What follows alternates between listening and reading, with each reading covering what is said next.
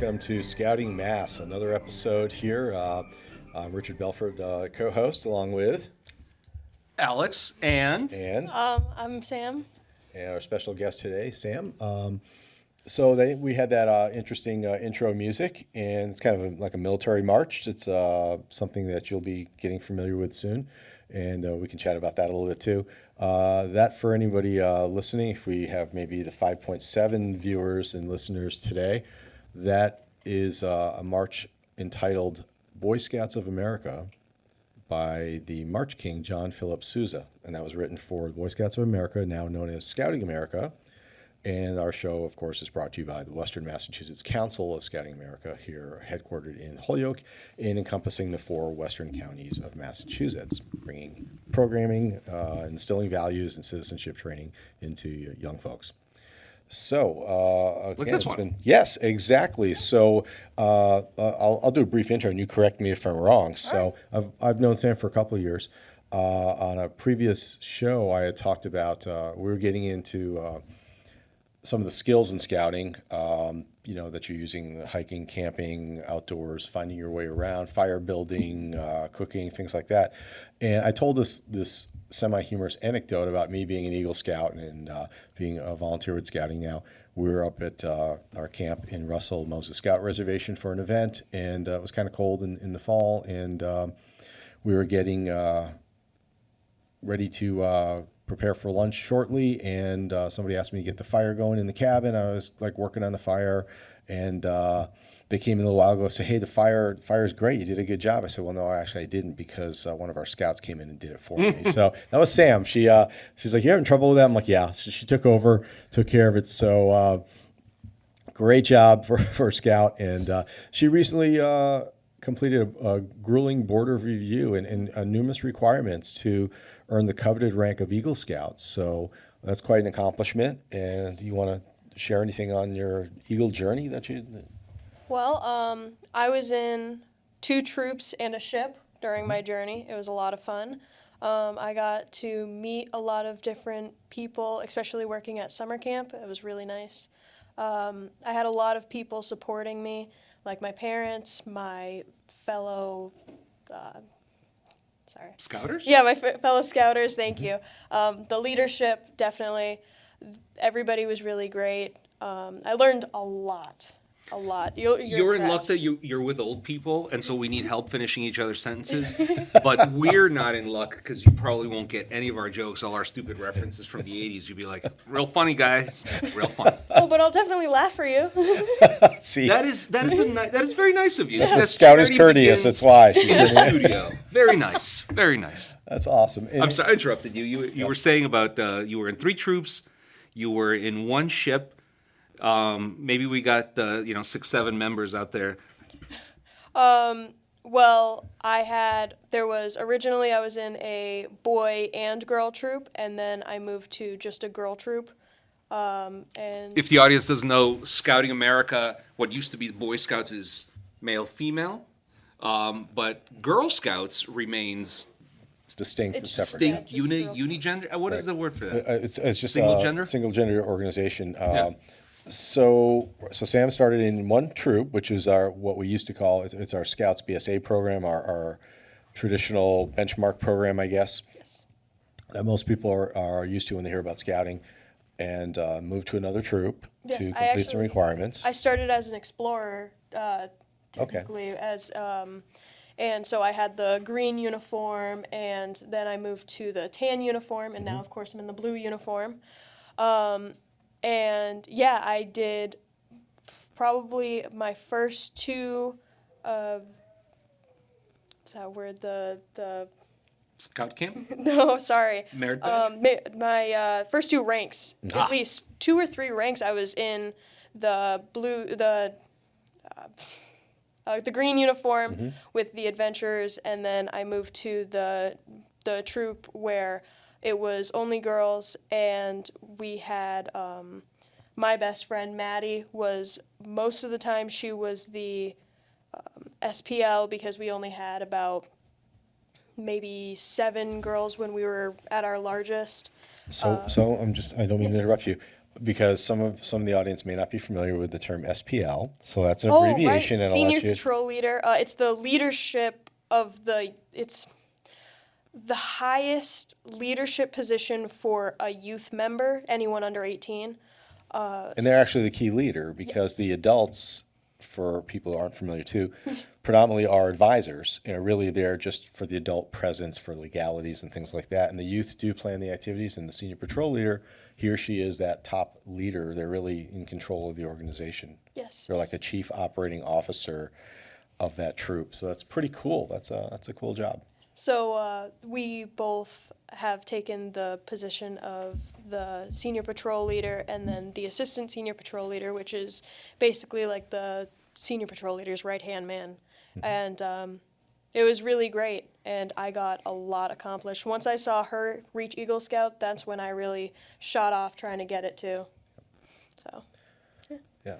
I've heard it said, I've heard many things said, doesn't make them true, but this one, tell me what you think about this one. I've heard it said that life is a series of cycles where, think of high school, right? You start high school as a freshman and everybody's kind of like, freshman.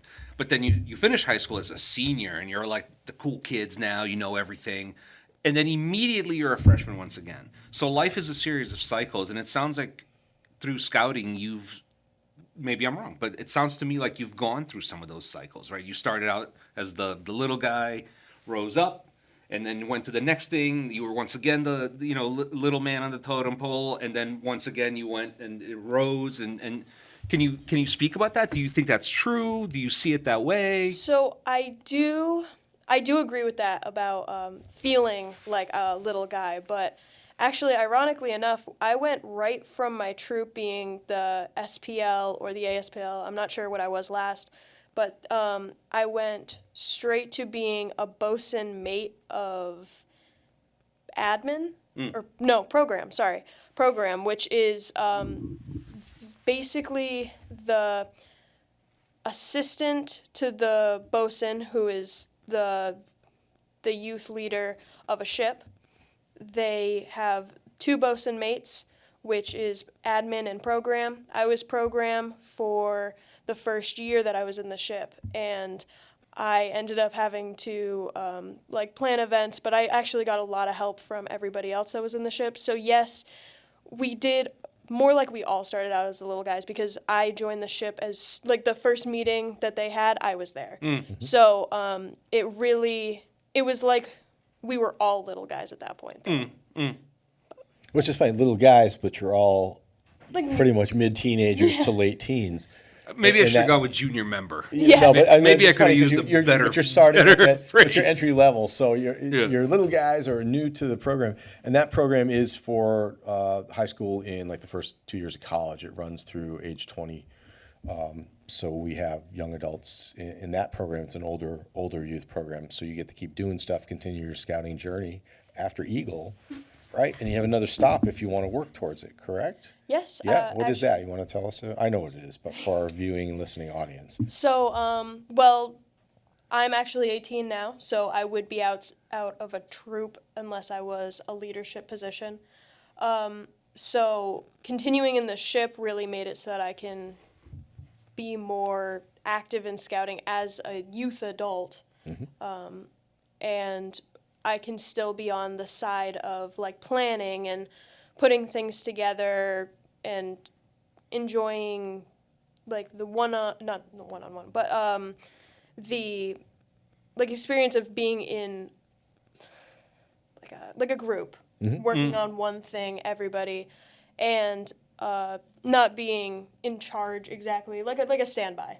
Mm-hmm. Actually, I'm nervous for when I turn 21, and then I just kind of have to sit there and be like, yeah, we can, whatever you guys want. Plenty of no. It's not, there's still lots of good opportunities. Yes. So that's the exciting thing about it, and I still have a passion for it after many years.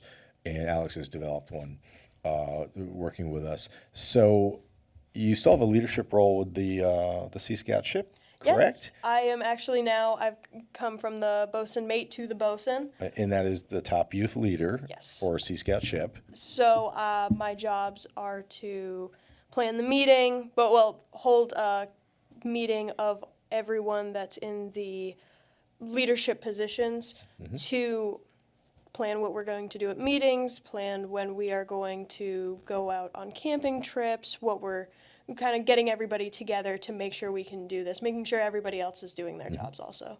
Very good. And I know I just heard about this a couple of months ago too, but if you wouldn't mind sharing the story about the last election that the ship had. So scouting, we run democratic process for our scout troops and our Sea Scout ships and our other older programs, Explorer Post and Venturing Cruise, which are all those last three programs are teen, older teen and young adult. So we use the democratic process. In this case, we're having an election for new officers. You guys came up with bylaws when we started the unit on how many terms you could serve in a position and whether you could succeed yourself and things like that. So you had an election recently in the past couple months. So would you tell us kind of where and how that was done? Because I thought that was kind of unique. Yes, so probably something that troops don't really get to do a lot more as a smaller ship that we are.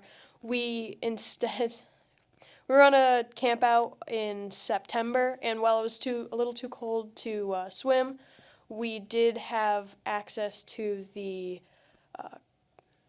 kayaks, and so all of us grabbed a kayak, the single-person kayaks, and rowed out to the middle of the lake and did our election in the middle of the lake. That's cool. Yeah, Wow. it was awesome. We were all out there. We were all in one group, and we were like, hey, everybody's here. We should just do it now. It wasn't really planned to do it right then. We were actually planning on going back to the campsite before we did that, but we were like, well, we're here. We're all here. We don't really have anything else to talk about or do, so why not? That's actually, and I'm sorry, I know you're going to jump in a minute. That reminds me, Alex and I are military guys, as are you. You're a military person now. And it reminds me of re-enlistment ceremonies where people do that airborne or standing in the wing of an aircraft or something. When you re-enlist, you can pretty much do that wherever you want. I knew somebody that stood on the commander's desk, and the two of them were up there doing the ceremony there. So that kind of reminds me, harkens to that from my military side, that you guys are out in the middle of the water as Sea Scouts. How ironic, right? And doing your elections for officers out in these kayaks in cold weather in September. That's awesome. Yes. And I believe that everybody was really happy with what they got, actually. We had, we have someone that works at a bank who became our purser, which is the person that deals with our money and who pays their dues, which was very ironic for us. I like to share that. That's quite true. funny. We like irony. Yes, yes. And actually, one of our members, the ship, was in the program here for communications and broadcasting. So Wow. Sam was involved with that. So he had worked here in the studio for I think he graduated last year and had done that. So that's kind of cool. You have any questions? I've kind of Yeah. Oh, dominated. I got fire away. hundreds upon Fire away. hundreds of questions. Just Some what of them she are told good. us. I'm jazzed about what she just told us, and you should be having a lot of questions about those. What So kind of kayak was it? He's going to get into details. Yeah. the ask first me and most that. important is the person who got the least votes. Did they have to walk the plank? Was there any sort of like? We're not supposed to great. talk about Got it. that No, part. that's wise. That's very wise. That's wise. great. No, Okay. with the canoe. No, we unfortunately Consider no. the question withdrawn. Let me move on. I don't know if you want to do this, and we should have said this before the cameras got rolling, which nothing's rolling; it's all digital. But I'm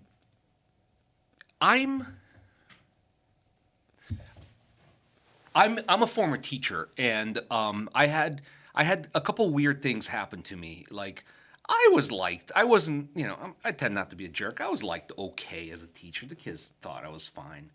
But I think what made me particularly well liked among the kids is that I coached football, I coached wrestling, and I coached the drama club.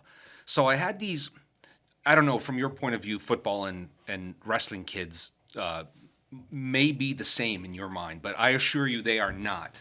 There's two different personalities there.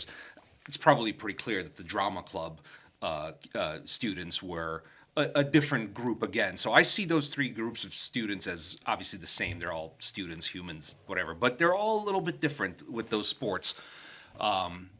Football's a team sport.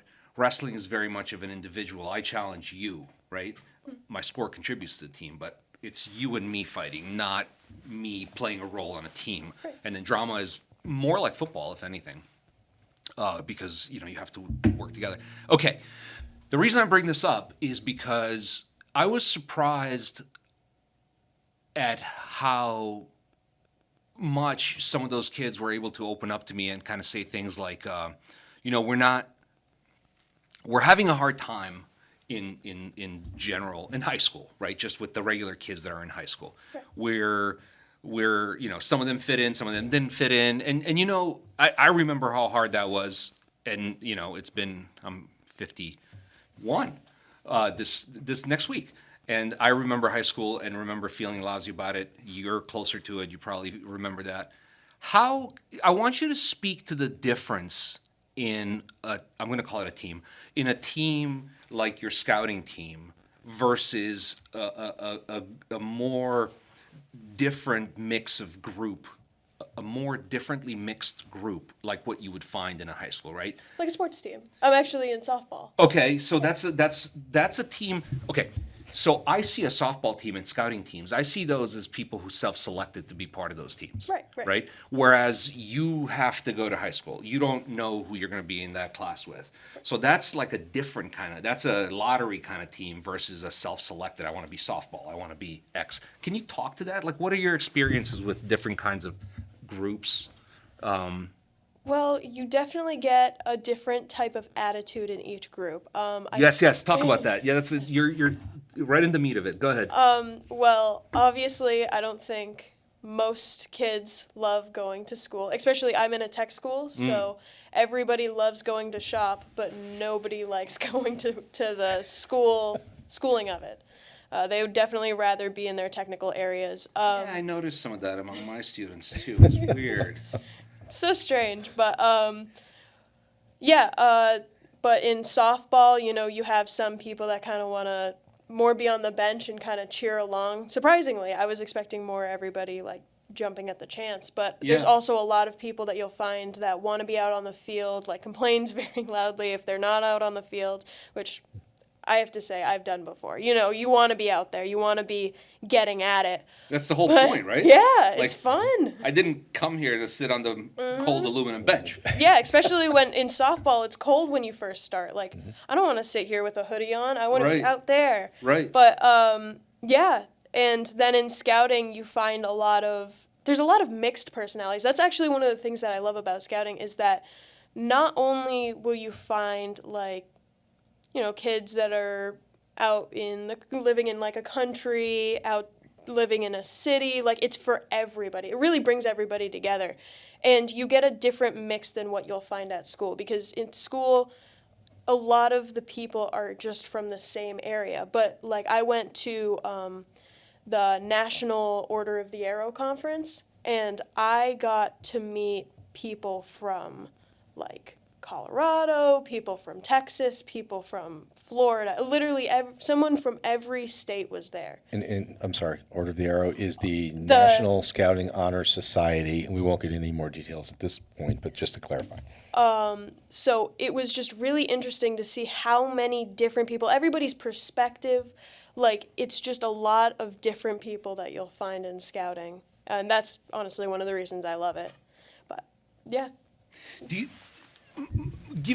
stay with that, because you're definitely like right where I was. I don't know if my question was good, but your answer was great.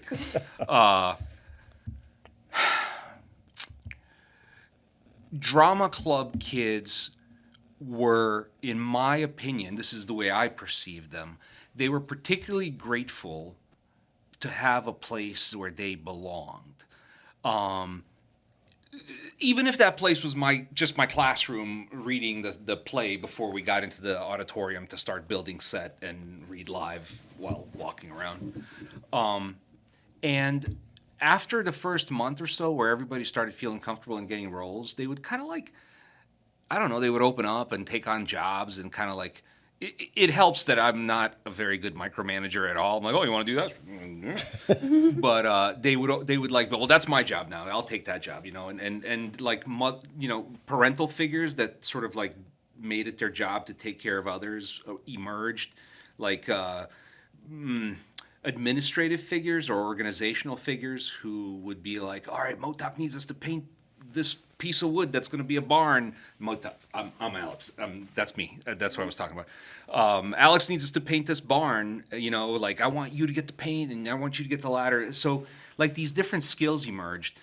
What do you see? How do you see those personalities emerging? Like, do a compare and contrast between regular high school, where you brought up the interesting point that from a locality point of view, everybody is more homogeneous, versus a scouting environment where everybody is more heterogeneous. How do you see the personalities emerging in those two situations? Too much? I have to think about this one. You're gonna skip this one? I'm Okay. sorry. I'm not really sure. That's a hard one. That's definitely I don't know. Pass. Sorry, Take a pass. No, don't worry about it. Don't worry about it at all. These are just like, you know, this is just me having watched young people after having been a young person. And, you know, you try to, I don't know, tell me if you agree with this one. I think we try to understand things through what we've experienced. So if you've cut your finger and you see that my finger's cut, you'd be like, oh, I kind of understand what that's all about, right? But sometimes we don't have the same experience, so it's kind of like maybe you cut your finger and I broke my leg, and you're kind of like, well, it's kind of the same. I guess it's the same empathy. So that's kind of what I feel like. I was a kid. I had some insecurities. I had some things I was dealing with as a kid. I'm watching these kids. They're dealing with some things. I'm trying to understand through my experience. Do you think I'm wrong about that? Do you think there's a better way to like understand? No, I think you're definitely right about that. Then there's definitely some, like, there's differences from person to person, generation to generation. Yeah. Am I following you? I think you are. Okay. It doesn't even really matter. The point of the conversation is for you to say your opinions on what I'm saying. So it doesn't even matter if you're following me or not. But keep talking. So generation to generation differences. Like, what do you mean? Well, there's a lot of different. Obviously, like, we have our phones now. When you guys probably didn't have them. At least you had something at home that you could call from the office. You could do something. But we have, like, yonder pouches to keep our phones in every day. I don't know if your school implemented that. No. So we have these pouches where there's a magnet, like a big magnet that you need to unlock the pin that you push closed in the morning. And you have to show somebody while you're walking into school that you're pushing it closed with a phone inside to show them, like, my phone is in there. And then when you leave every day, they give you the magnet to undo your phone so that people stop bringing them out of their bags and things like that. Mm-hmm. Of course, we're teenagers, so we find things around that, but it definitely, they're definitely a thing that we have had to implement, and there are definitely negative reviews from students specifically. On the bag? Oh, yes. Or on, yeah, okay. On having to do it at all. On having to do it. They want to be able to just, oh, here's my phone, you know, do whatever they want, use ChatGPT, but with everything that students do, they need to, like, the school just has to crack down harder and harder. So, like, I know my dad talked about in school where, like, he didn't even have cameras. I go to the same high school that he did. Huh. So, like, there are single stalls in the front of the school, and when he was going to school, like, he came out and the kid before him had been smoking a cigarette, and now he came out and they thought it was him because it smells like one in there. Now you'll go into a bathroom and it smells like a vape, and you're just like, yep, that's another day. And it's really unfortunate, honestly. But it's like the harder students push back, the more that people have to, like, crack down on it. You know what I mean? The schools. Is it different in the scouting environment? Definitely. Like, I can go into a bathroom and, I mean, of course it's a little disgusting, but, you know, it's a public bathroom, but it doesn't have that smell to it that a high school bathroom will. And you don't walk around seeing people with, you know, contraband in their pockets or being like, you didn't see this. It's a different environment completely. Do you find, what's the difference in your opinion or assessment? And not saying one's right or wrong or anything, right? Between the fellow students in high school and your fellow scouts, relationship-wise, if you're dealing with a group of other young people. So whether it's a classroom project, or let's say you're doing a class project, the teacher says, "Hey, you're all going to be a group and you're going to work on this project," and you're doing a project in scouting. Can you give us some examples of how those are different or the same? So, in school, you have to. There's probably gonna be some goofing around. Not, especially as a senior, I see a lot of goofing around. That's what do they call it? The senior. Syndrome? Or Senioritis? Senioritis, senior. Yep. Yes. So. See, we remember that. Yeah. You definitely see some of that now, but in school you have to kind of focus on it more. You probably have like a couple days to do it. Where in Scouts you'll have a couple hours to do probably a smaller thing, but it's more hands-on, and Scouts are excited to do it. They know that they're learning a skill that's probably going to help them or earn them something or something that's not going to be graded, So there's definitely more liveliness. People want to get in on it in scouting. It's really nice to see. Yeah. Really.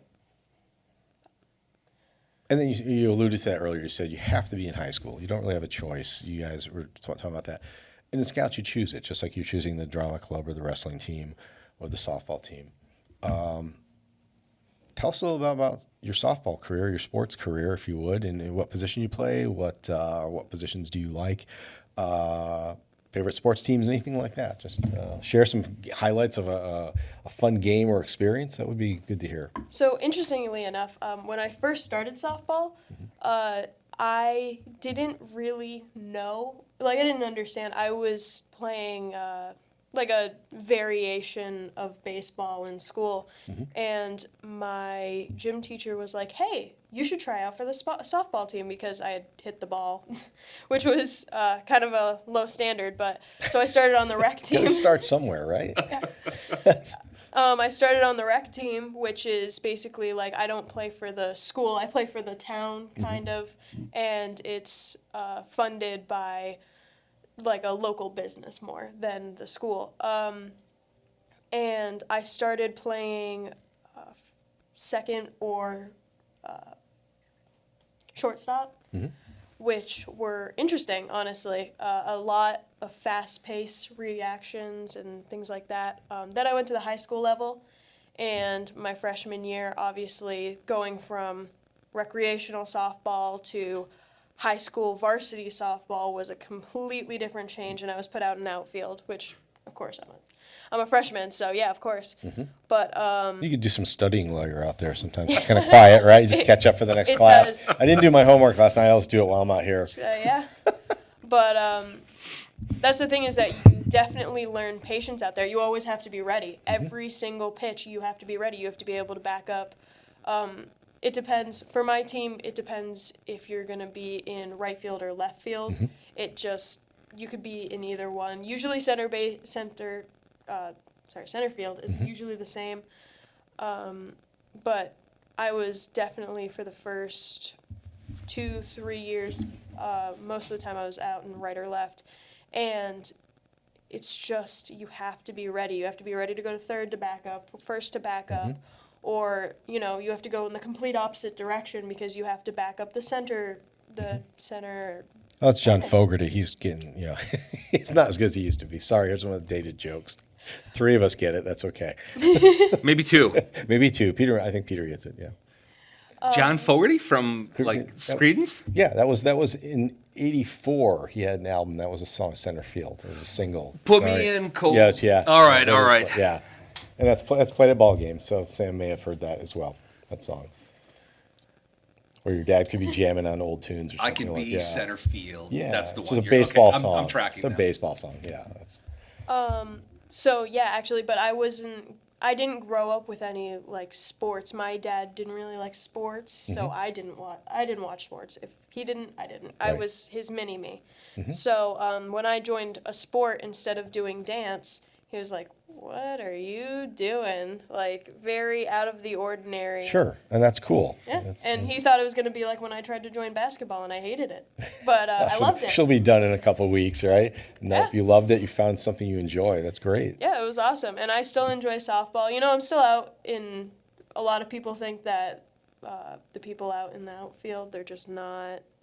It's not as an important position, but every part of a position, every part of the team is an important position because if I'm catching them out there, it's another person that didn't get a run, or another person that gets knocked off, anything.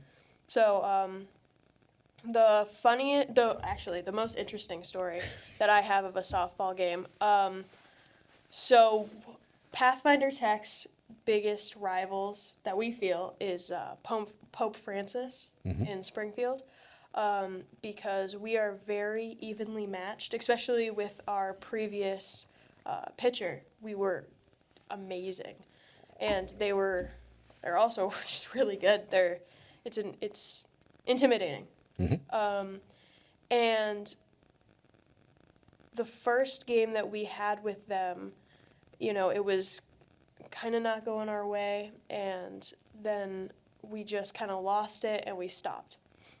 But then the second game that we had with them, it was at our field instead of their field, and we were holding them off for all 7 innings, and then we ended up having to we were actually about to go to another inning with like an extra inning, and one of our underclassmen, she was a sophomore last year, so a junior this year, and the coach put her out there on a whim. He was like, you know, we're going to get you some playing time, and she hit the ball, and it just went right past snaked by the second baseman, and the person that we had on first went to second, and it pushed to third and then home, and it was done. It was literally a 0-1 game, and that was all we needed. Wow. And we won right there. Yeah. It was great. Everybody was so happy. It was awesome. See, that's a great memory. That's awesome. It's a great memory. You'll be on the show like 20 years from now. You'll come back and say, hey, I want to tell that story again. It's like, I don't remember. Go ahead. Yeah. Awesome. You ever heard of a song called Glory Days? This dude named Bruce This Springsteen. comes up a couple times. Think so?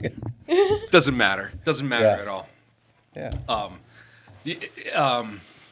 I just wanted to say, you made me remember. I graduated high school in '93, and there was one kid in my class. We all hated him. There was 3 great things about him. Number 1, he had a cell phone.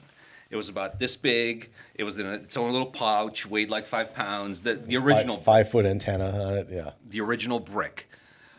Second thing we hated about him is he had a black Camaro. Gorgeous car. And the third thing we hated about him is that he somehow got himself a job working as a helper at a local law firm in the town that I went to school in. And that's how he could afford the fancy phone and the fancy, Camaro. We had cell phones when I was in high school. It's just that they were, That yeah, compared they're to this. gas. It's like a big back Start him like a lawnmower. That's all I had. Oh, wow. I just wanted it on the record that we had cell phones. Well, one kid did. You just didn't have the pouch. Yeah. No. We didn't have cell Some phones. giant magnet that closes it. Yeah. One kid had cell One phones. kid, yeah. Put that away. Put that away, or I'll take it away. Oh my gosh. So we talked a little in the beginning of the show about the music, the marches. So marches are interesting. You hear that music in parades. It's stimulating school bands, the military, and scouts if you're marching. And we talked about the military a little bit. So tell us about your interest in the military and your new journey you're starting. All right. So actually, the reason that I joined the military is probably not one that you'll typically hear. More people are Great like, shoes. Yeah, Yeah, that's it. yeah. Cool no. glasses was the one. Yeah. I joined it because it just kind of felt like I should. It felt like something that I would be kind of happy doing. I'd feel really good giving back. I would enjoy what I would get out of it. And already as an Eagle Scout, I would start as an E3. So I'm really excited to do that. Actually, my first drill is this weekend. Oh, good. Yeah, Congratulations. So, Westover. Yeah, I'm excited. Are you on the delayed enlistment program, the DEP program? I'm not sure what that is. Have you gone to basic already? No. Okay, so that you're in the DEP program. It's just it's young people who haven't gone to basic yet, but they're in the Air Force. They know they're going to come to Westover, and they do they just do drills. They go to the chow hall, they eat, and I'll be looking for you. No, she's in the Army now, right? So you're in the Yeah, Army Guard? Army National Oh, Guard. Army. Yes. Oh, So, okay. okay, so I'm not sure where you'll be located over there. You're going to be out there this weekend too? Is So that- they have an army. They have an army. the big it's building. right across from It's that big building. It's like a college, Dartmouth University or something. the one with yeah. the columns. Yeah, Yep. across And from MPF. It's too cold now. They'll probably be inside, but they often go to the ellipse and Mm-hmm. they do stuff like push-ups and whatnot. They run, so they're out there on the grass right next to the ellipse. We can kind of see them from my office. Mm-hmm. Oh, so you can sit there and go, she's probably out there doing push-ups and some sit-ups and stuff. We'll drive by and heckle You you. can look out there and go, oh, that makes me tired. But now you know somebody else. You'll make your friends in your unit when you come back from basic. Are you going to be going to the same location after basic, or are you going to go to a different So- unit? After basic, which I'm going to Missouri for, Mm-hmm.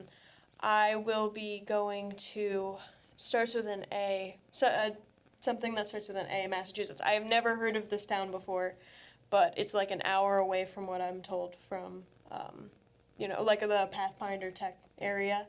A little nervous. For an Army Guard unit, is that what you're? Yes. So you'll be It's doing your the- pre-basic stuff at Westover, and then after that you'll be assigned. Okay, so give me a minute here. It's in Eastern Massachusetts or Eastern Central. It's somewhere you've never heard of, and If only we had an audience. it's only had an audience that Yeah. could dial in. Sitting like, if I only had a means of technology to research this and figure it out. Ethel. Yeah, it's probably. Trying to think. I'm trying to think where there's.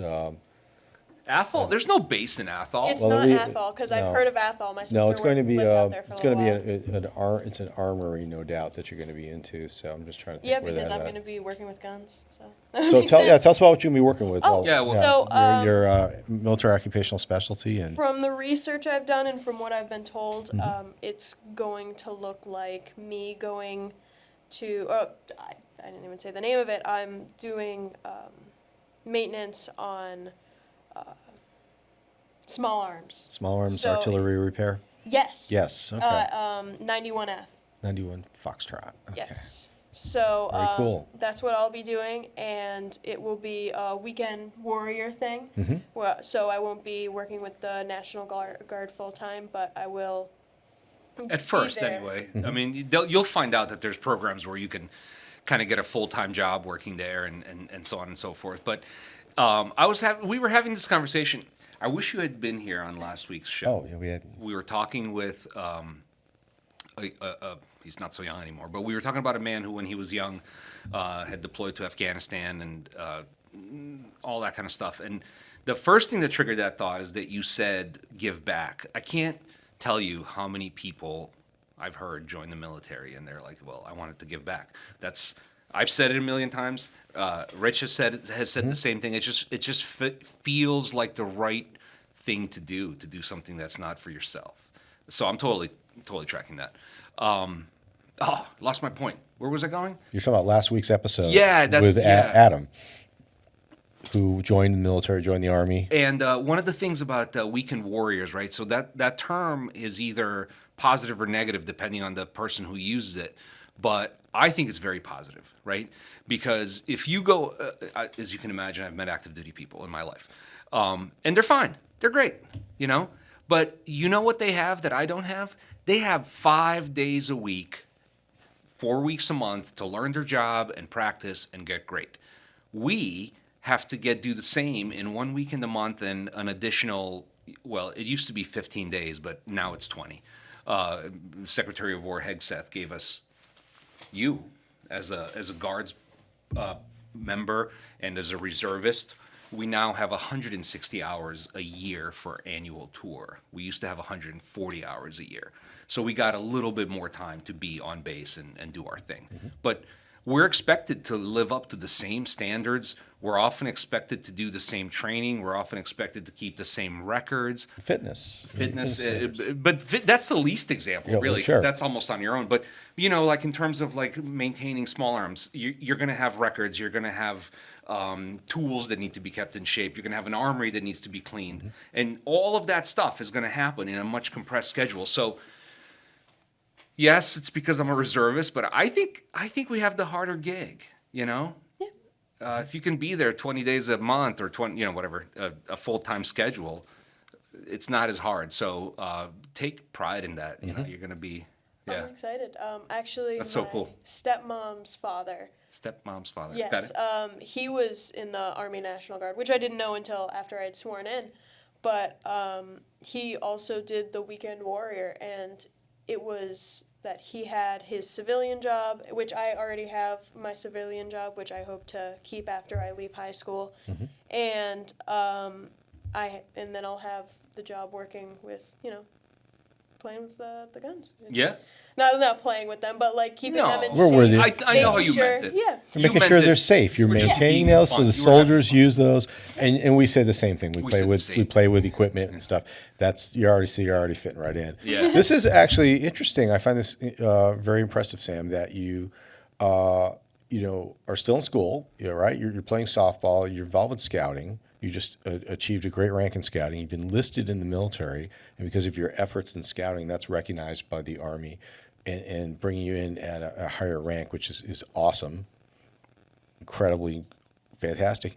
And you're talking about, well, when I graduate, I want to keep the same civilian job. So tell us about your civilian job that you have already. Oh, awesome. You have a If you job, want to. if you want to, I right? If there's would anything you don't love want to. Oh, okay. We So want to hear about it. I work at Try to stop her. I work at Wright's Architectural Millwork. It's probably about a 60-person company. It's a carpentry company. And instead of doing like residential or anything, we actually do like tables, countertops. Actually, recently we did, I don't know if you guys go to TD Garden, but they got their... The sports arena? Yeah. Yeah, okay. They got their suites redone, and we made all of their countertops, and I helped in that, actually. I made a lot of them. I had to glue them together the way that they are, carve out their little, like, lightning signs in it where you can put your phone so that it can charge, you know what I'm talking about? Yeah. Like in the car, wireless, yeah. The wireless charging, it's got a Yeah. little symbol. Nice. So I helped make all of those. I've done projects for Harvard where we made like a window frame because they wanted to cover a window from a building that they were redoing. There was David Prouty in not Sturbridge. I keep wanting to say Sturbridge. Spencer. That's their high school in Spencer, and they tore it all down and they rebuilt it. And I didn't do this project, but a lot of like the cabinets and everything that were made through my company. And it was like, it's interesting to see like we have this giant machine that there's only, from what I'm told, two others in the world, and the other two are in Canada.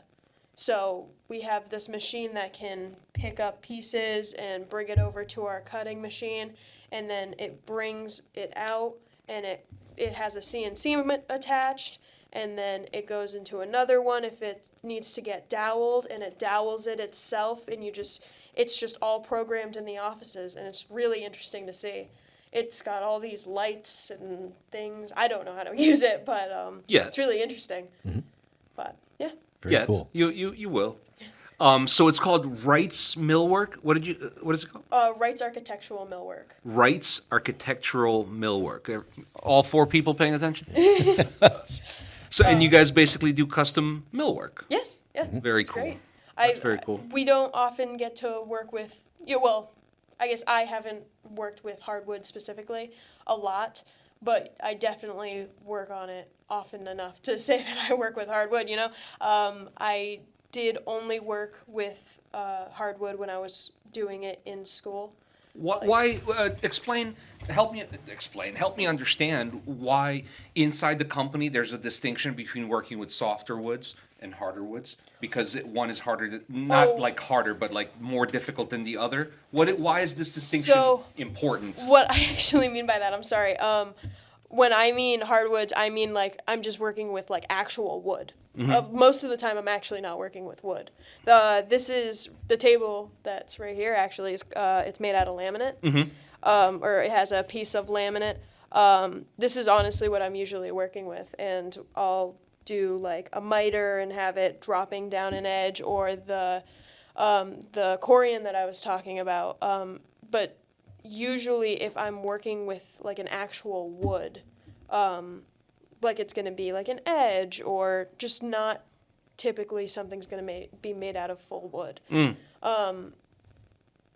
Or are you talking about there are like hardwoods and softwoods? Well, that's what I thought you meant. Oh, okay. That's where my mind went when you said pine hard. Like to I was thinking maples, like yeah. oak versus pine. Yeah. Right? But you seem to be making the distinction between composites and real woods. That's Yes. I think that's what you're trying to Yes, say. I Or am. for the laymen here who aren't in your profession. So, yeah. Although we actually have something that's very similar to this, but it's called, I'm blanking on the name, but MDF, medium density fiberboard. No, but that's probably what's underneath this. Like instead of, yeah. but instead of having laminate, we'll have this other material, and it's just like a thin Veneer. Veneer. It's a thin veneer. Yeah. veneer. And Which is like a that's shaving also of interesting. wood. Yeah. Usually it's just so thin. It looks like a pencil when they put it in the machine. Yeah. They just take the whole tree And it's just so- take that layer. and it's actually wood, but it's something you could just bite through it. 'Cause Yeah, it's, yeah. You know, it just And- looks great to cover something, right? And Right. yeah, and that is like when you have a sheet of just that veneer, Mm-hmm. it is the easiest thing to break. That and laminate, they are so easy to break. It's like a balsa veneer would be terrible, yeah. It's so hard.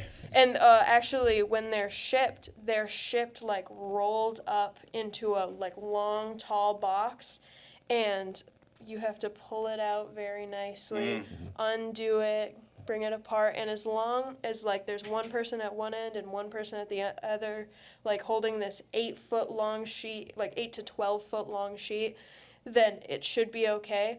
But like if it's one person and it's one wrong move, then it's Snaps it all. Yep. It just breaks it, yeah. and then it's like, well, I can maybe fix this, but I probably can't. So is And that something they give like the stinks. new people? Like if I get a job, they're like, hey, why don't you open that up? That way they can go, he can't do it, get rid of him. You pass it off on the new people. That would be kind of cool. So I take it no, you get the Unfortunately, experienced no, people get no. to do that.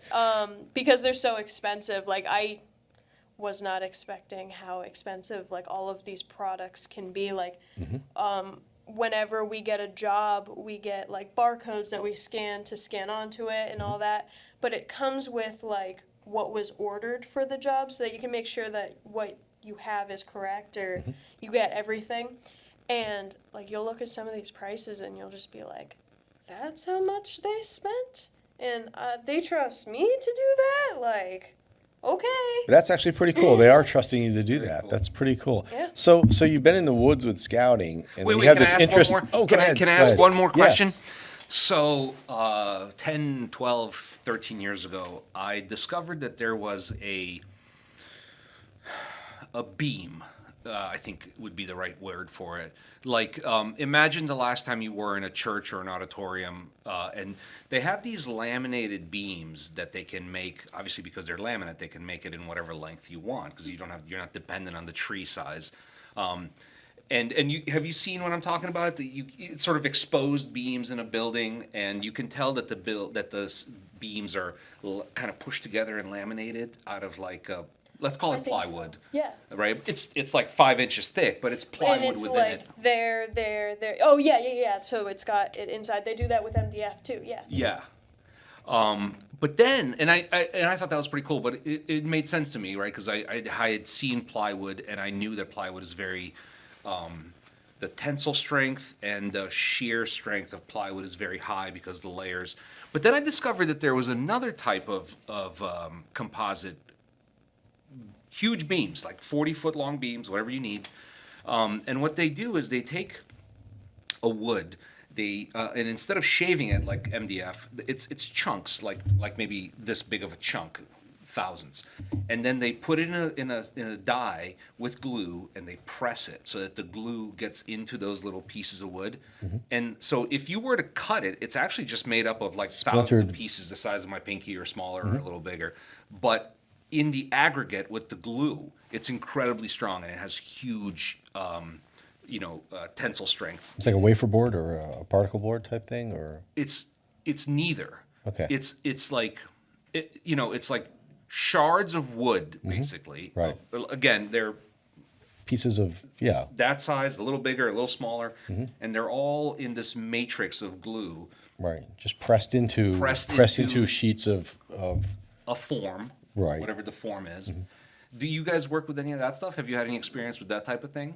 So if I'm like imagining the same thing you are, I haven't worked with it, but I have we have probably like a 2 foot by 2 foot of it in school, just so that we can learn of it. It's kind of another type of plywood. What I'm thinking of it's just bigger pieces, and we don't have like any of the different shapes. We just have, like a 2 by, or not a 2 by, like a 3/4 inch thick piece of this, and that's it. Yeah. Because we just don't use it really. Yeah.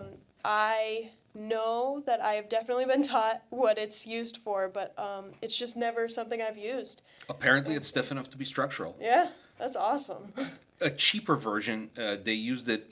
My garage rotted out, and my garage is one of those silly ones that is a 16-foot door, and there was 2 of these big, 24 inches by 2 inches, 16 feet long. There was 2 of them sistered up, connecting one side of the garage to the other, and they had rotted in the middle. So I got to see them buy the product that I was describing before I think is a much more expensive product that you would use in an expensive building because it looks nice, and it's designed to be exposed. The product that they used for my garage is not a handsome product. It's designed to be enclosed in drywall and just hidden away. But it's made the same way, It's like these little chunks. They're all squeezed together. They're not like plywood where you have slices. They're not like that. They're just chunks that are squeezed together and glued. And I find it really neat because it seems to me like it's environmentally responsible. You can whatever all the good things. You can make it. It's not as expensive. It's strong. It rot resistant, etc. Yeah. I was just wondering if you maybe work with that. Anyway, Oh no, I was just kind of teasing a little bit. So you've been in the woods and scouting, and you did some stuff there with wood tools, the old knife and axe, and that kind of stuff too. And you have this interest in wood and carpentry, right? Did you get that from your Votech schooling? Is that where you picked it up, or did you always have an interest? How did you get into carpentry? Because I know we've chatted a little bit in the past about carpentry. So originally when I went to my school, I signed up to look more into it, go around it, because scouting had gotten me interested in welding. And I was hoping I could go to my school for welding. And then I found out that they don't have a welding program. And I was like, oh, that sucks. I still want to check it out. And when I was filling out my sheet, of the 5 different ones that I wanted to check out, and then the school picked 3 for you, but now you get to adventure all of them. It was exploratory. You get to Yes. check out different careers or trades. Yeah, exactly. When I started, it was just 8, and we had 16 altogether, but now we have 15, and you can do all of them. Oh, nice. Which is a lot. I looked at my dad and I went, hey, so what's carpentry? What do they do? And he was like, oh, well, you work with wood. I just needed to find something to fill up this 5th space. And What were the other ones? I'm just curious. The other 4. I think it was horticulture, Okay.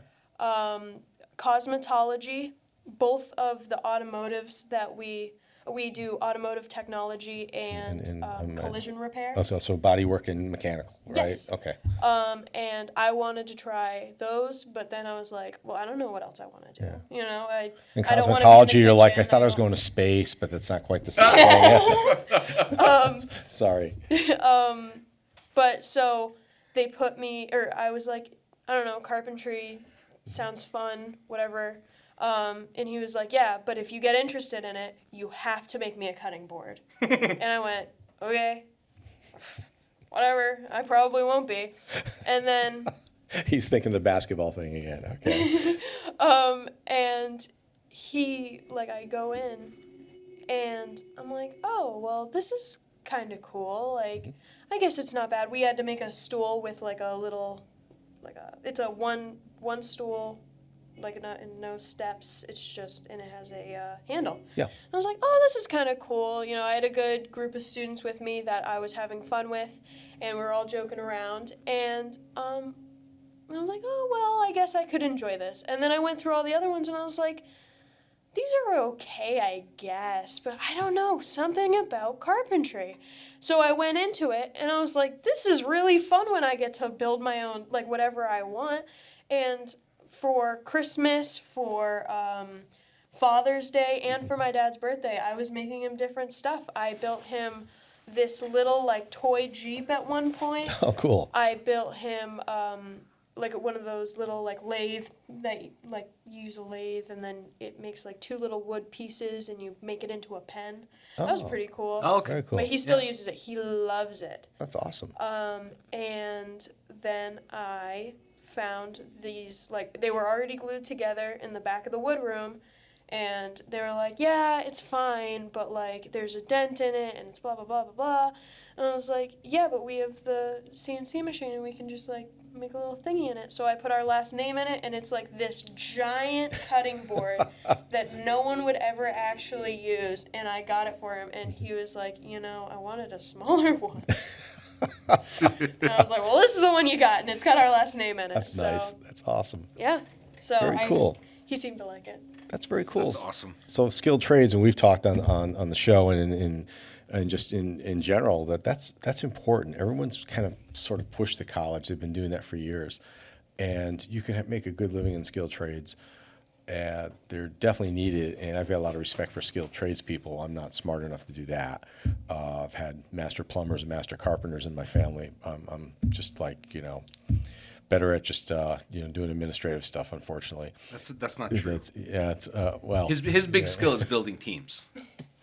That's a big thing. Okay. That's its own thing. yeah, okay. I'm pretty good at that. Yeah, you are.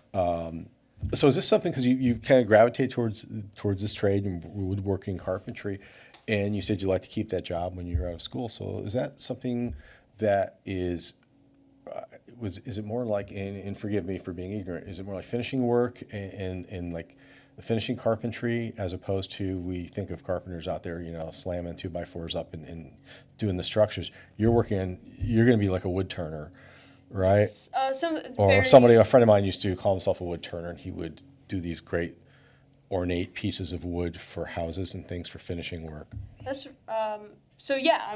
I'll be doing hopefully I'll be sticking with like I was saying it is finished work. It is actually something that I almost went into because my school, you do 2 years of finished carpentry and then 2 years of construction.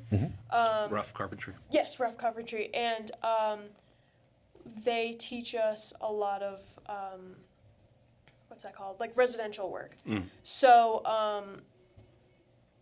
I had the opportunity to do that for about half a year until I could go on co-op. Because in your junior year, halfway through, you can go on co-op and do whatever you're interested in. And it was fun.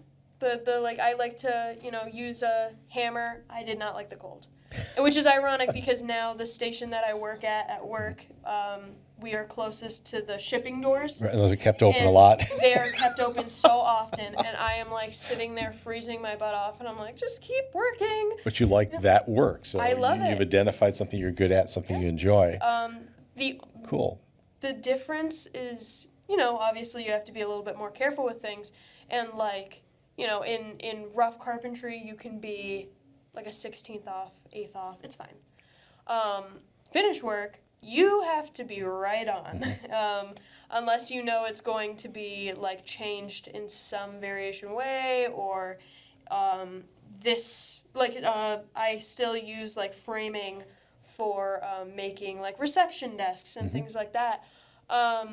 and like the framing inside, maybe it can be a little bit different from what the blueprints that we get shows, but typically you have to be right on there, like so much so that we have like indents where we're gonna have to put that, and yeah, it's that's the main difference that I've seen is just how precise you have to be. Wow.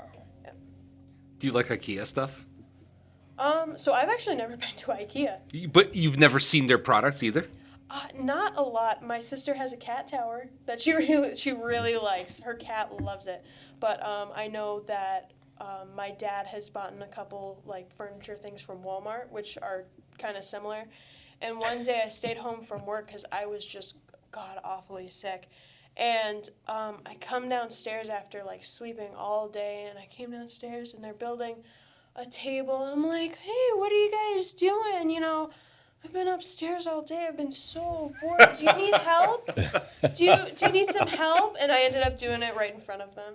Like, they were like, you do this all day? And I was like, yeah, I love it. That's awesome. That's awesome.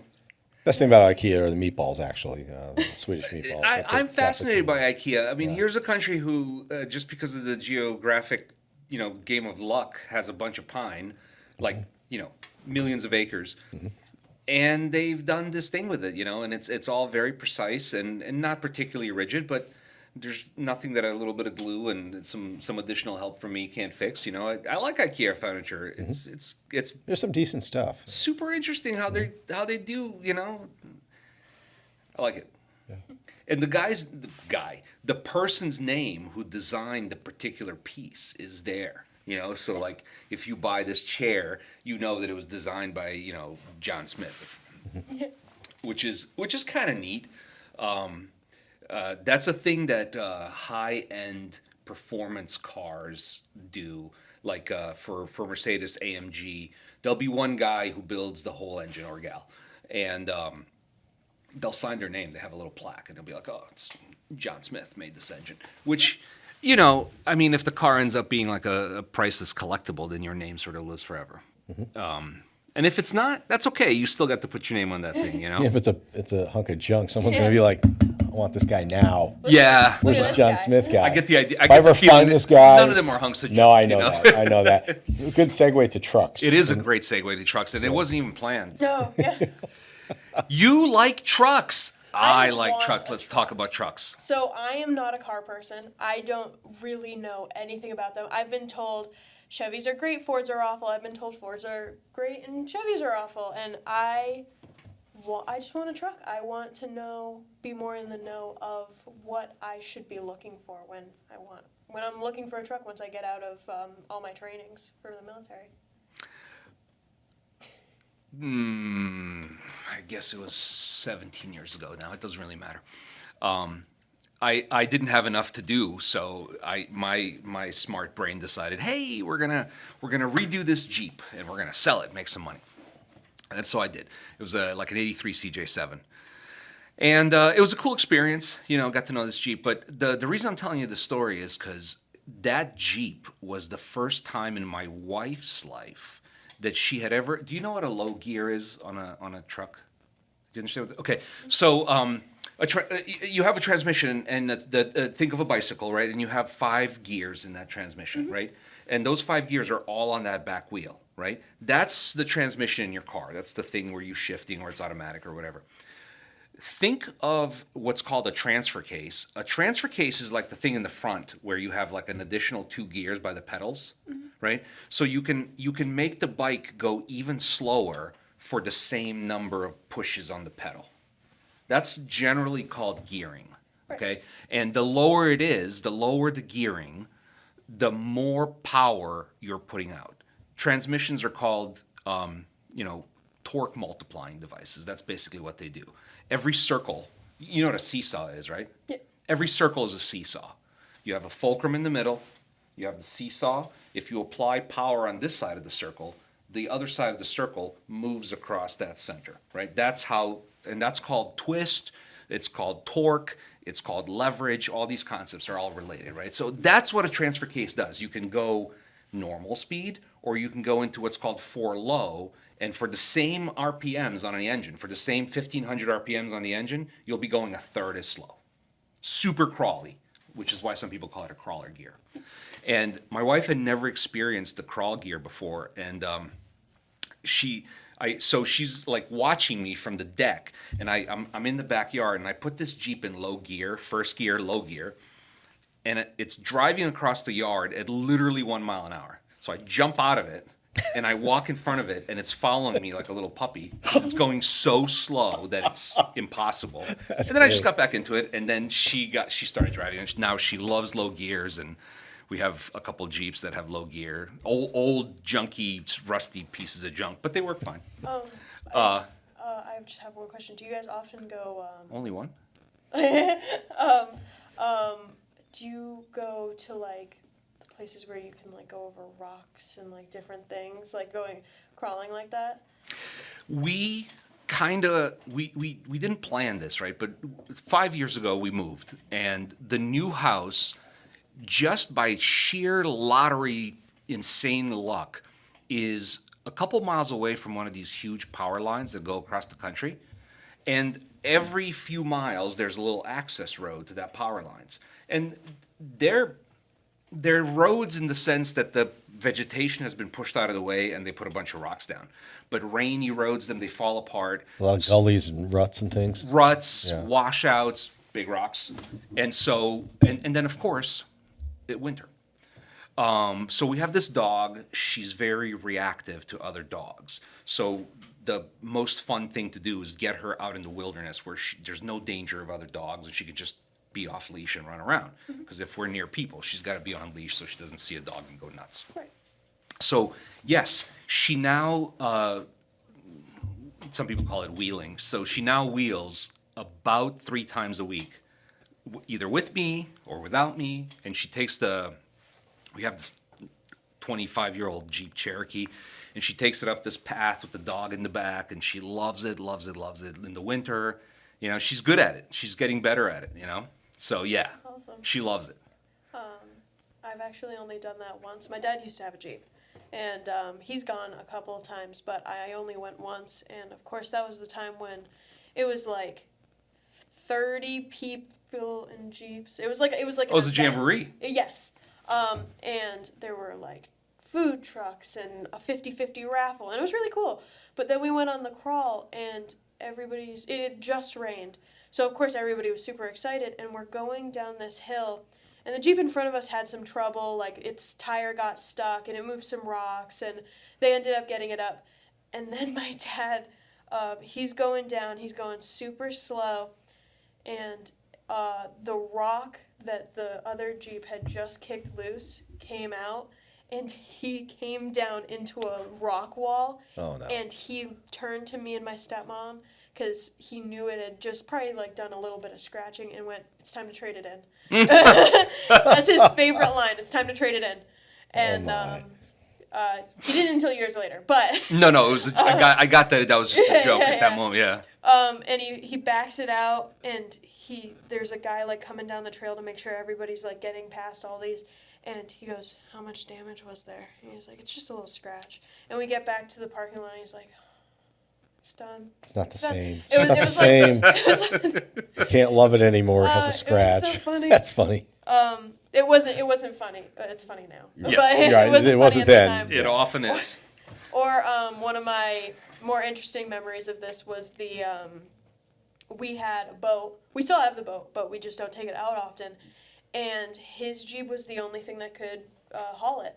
So he was backing it up into our driveway, and he turned too much, and he forgot that there was like a front motor that you could control, like foot pedals. And he forgot that it was like it sticks off, the blades stick off, and he's backing it up, and it went into the back of like the frame, and he was like, he was Time to already trade it having, in. yeah, he was I gotta already, trade this in. he was already upset having to back it up, but that he was like, what? I think someone, I don't think we ever figured out who, but someone in our family put like a black piece of duct tape over it and you could hardly tell. And he kept it. But anyway, back to your... No, back to your. So you've been told a bunch of lies about which trucks are good and which trucks are bad. Which one, what do you love? Like, what's the one that that stands out to you, you know, whatever. It doesn't matter that you don't know all of them. Which one's the one that you like? I don't know anything about them. I just know that I want probably a smaller truck. The biggest thing I've driven was a Jeep. You know, my dad's lifted Jeep, and I want something with a smaller bed, you have 4-door, four-wheel drive. I want all the good stuff, you know what I mean? But I want something smaller. I'm not looking to haul stuff around all the time. I want something, like, I don't want to have to keep asking people, hey, I'm buying a 2x4, or, like, you know, a couple 2x4s. Can we tie it to the top of my car? Yeah. Or can we do that? Can I get somebody with a truck out here? Like, I am a very hands-on person. I like to do things, and I want to be able to, you know, do them. I want to have somewhere to be able to do stuff. Yeah, that's awesome. I know what you're talking about. All my life, even though I went through a period where I was like, oh, Lamborghinis, Ferraris, but in the back of my mind, what I really liked was Saabs, because they were available as like hatchbacks with long cargo area. So all my life, I've had this like attraction to what's the word I'm looking for? When something is not just pretty, it's also useful. Functionality. Yeah. All my life, I've been attracted to functionality, and you know, truck sales are insane now, right? Yeah. Like never have they been as trucks have been as popular as they are now, and I think that's part of it. I think people feel just like you and I do, you know, like this thing looks good. I can drive it every day, but it's got all this utility. It's got all this functionality. I can carry friends. I can take my animals. I can pick up groceries, throw in the back, or I can throw in a piece of plywood. Yeah. At 4 doors, right? Yeah. So it functions as a sedan or, you know, a small SUV, but you got the bed for dirty stuff, no doubt about it. I had somehow my mom and I traded cars in college, and I had her truck for a while, and I remember how much fun we had in that. Like, people and I, friends and I would go to the drive-in. We'd put a couch in the back and watch movies from there. Very cool. The truck was the sound system for when we had bonfires. Yep. The truck would provide the music. Tons, just hundreds of good memories in trucks. So I support it. You don't know anything about, obviously you said you want a smaller one, so like, I want a 4-cylinder, I want a 6-cylinder, I want a turbocharger, I don't want a turbocharger, I want an electric one. Do you have any thoughts in those directions? I don't know anything about those directions, honestly. It's all good. I mean it when I don't know much about trucks. I do not know much about trucks. I know that they have 4 wheels and a little bed in the back. You got it. That's it. That's I mean, that's you got the basics. No, that's the gist. I like it. Are you? Trucks. I just say something. I don't about want to get into me talking about trucks. I wouldn't get into details where people say these are terrible, and Chevys are great, Fords. You know, those are opinions, and that's based on someone's experience. I have my Chevy pickup. That's a 2003. Still running strong, that we took today. I also have a Ford. It's not a pickup. It's like an SUV, and that has been a good car. And it is based on maintaining them. Sometimes there are what they call lemons, things that just aren't good. And you know, the person, I had friends like, I only drive Chevys. They're the best things in the world. Like, that's your opinion. Yeah. That's like if you like black licorice or red licorice, or you don't like licorice at all. It's okay. You don't have to like any of it. Do you like cats? Do you like dogs? Do you like cats better than dogs, or do you just like animals? It's just opinion. I like snakes. Snakes or amphibians. I like snakes. Amphibians. Oh, you did? I'll have to show you. I found just pulled that out of the air. Not related to trucks, but my truck, when I was telling Alex earlier, it didn't run for a while because of some stuff going on, and the battery died. And before I got it going, I was kind of opening up, cleaning it out, and I find this little guy in the door jamb, and it's a tree frog. And he's gray, and he's almost the color of like bark on the oak trees in my yard. And he also matched kind of the inside painting on the door jamb fender. So he was in the door jamb. I'm like, dude, come on, you got to go back to the tree. But it's opinion. So what you want to do is just find what you need. You've already kind of identified, I want something to carry a few people. I want to be able to pick up some things if I need to, and I want to be able to go somewhere, and I don't want it too big. So those are the basics, and you have a lot to choose from. So you get into, at that point, looking at, and you're a smart person, so you're going to look at, color is easy. You can order colors. You look at the value. What do you want? Like Alex said, what kind of engine do you want? Are you going to pull anything with it? You're going to pull a small trailer? Are you going to pull Big truck. a camper? You don't know. You might want something like that later to do that, or pull a small trailer with a boat. Who knows? So you'll have to look at engine size and things for that. And the easy one's color, because people are like, I want a red one. It's like, well, okay, well, I can get that in any truck. We can get you a red one. That's not a problem. Just a lot of features. I think you hit the basics. You want 4 doors. You want to be able to carry some friends with you or put stuff in there. And it'll be like mine probably, where the bed is filled with a bunch of junk. Some went to camp. Some needs to go somewhere else. The back seat has got some boxes of stuff left over from camp. And I'll do the deep clean on that in the spring, get that all looking pretty again. So I say I call it Truckosaurus because it's huge. It would barely fit in the garage, like an inch to spare if we got it in there. So the poor truck's been out for 20 years living in the driveway through the winters, but still going strong. Just opinion. So you shop around. The best thing is be a smart person. Shop around, look at what's available, compare, and compare prices and deals. And now that you're in the military too, you want to do that classic military discount. So some dealerships will give you a credit for being a service member. So you look for things like that. That, and I'm gonna start looking into USAA. You know what I mean? Oh, absolutely, I've heard that absolutely. they're great. Yeah, I have that. Do you have them also? So the guy was like, yes, of course I've looked into them, Yeah. and the guy on the phone was like, this is weird. We're cheaper than everybody, but But for me, It I wasn't. had Progressive. I'd been with them for a long time, and Right. we were pretty accident free. Very little over the 15 years that we've had them.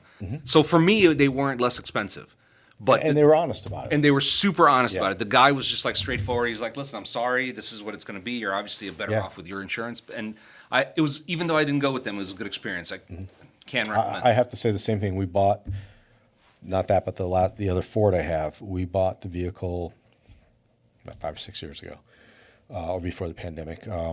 No, it was way. It was, well, I had the red one. Oh, I had but the you red, had- and I went you to had the- gray. you I went had to the- the gray. The yes, red you flex, had I the went red to the one. gray. That's my second flex. Yes. Anyway, so No, you're right. That was like 19 so or 18. we called that you about had that. an auto loan, right? Because all the banks and credit unions have auto loans. Well, the USAA finances as well. The dealership will finance. And we called around and talked to one of the reps. We had a loan previously with them, whatever the interest rate was. She quotes something, we're like, can't you do better? You always negotiate, you always try. She goes, yeah, hold on. And part of it's relationships. And you just kind of get talking with people. And my wife was pretty friendly talking to folks. Her family was from Tennessee. This woman had an accent. So she's like, where are you from? And the one's like, I'm in Tennessee. She goes, oh, my father was from Tennessee. Boom. So they start talking. So now it's Old Home Week. And she gets this great rate. It was something incredibly great. I think I've told you the story, like 1.3% or something really low. So she goes, we'll send you the papers. It's great. We'll send them electronically. You'll sign them and return them. And, we'll move on with the loan. You buy your vehicle. So we get the papers, and the interest rate's like 3.25 or something. Where I'm like, whoa, what's this? Call them up and get a supervisor. And I'm like, this is not the rate we were given. And she goes, that doesn't sound right. I said, well, that's not what we're given. And we were on the phone with Susan or whatever her name was. And she goes, well, we'll have to pull the tapes. And they always say we record the call for training purposes. Well, they record, for different reasons. She goes, we'll pull the recordings and we'll listen. If she promised that, we'll honor it. And I told my wife, I said, if they come back and say, we can't find the tapes, we'll go off to a bank or something because they're playing a game. Nope. Woman calls us back a few days later. She goes, we listened to the recordings. She promised you that rate, and we're honoring that. The new documents are coming, and we got the incredibly low rate, which was great. But actually what we did was we didn't finance right away. We financed with Ford at a higher rate because we got a discount on the vehicle by financing through them, and then you just pay it off like 2 months later by refinancing through the 1 point whatever interest rate. Just clever negotiation stuff to save money. So they are a good company. You look at it and see if it works with what you're doing. As Alex said, it could be that something's cheaper, but they tend to be very honest. The people I've dealt with are extremely honest, which I like. And it was started by military members, for military members. So I'm not doing that. It's a mutual type of organization. So To me, the honesty thing is like Yeah. the biggest thing, because like it's like being trustworthy. if you're wrong or you hurt my feelings in some way, I'll get over it. But if you lie to me, I have to ask myself, are you lying to me now? Every single time you tell me something, right? Right. What does the word anecdote mean to you? Does it mean joke in your mind? Is that how you heard it? A little bit, kind of, yeah.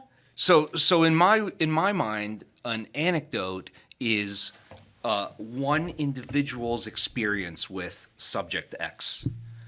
The opposite of an anecdote would be 50,000 people's experience with subject X, right?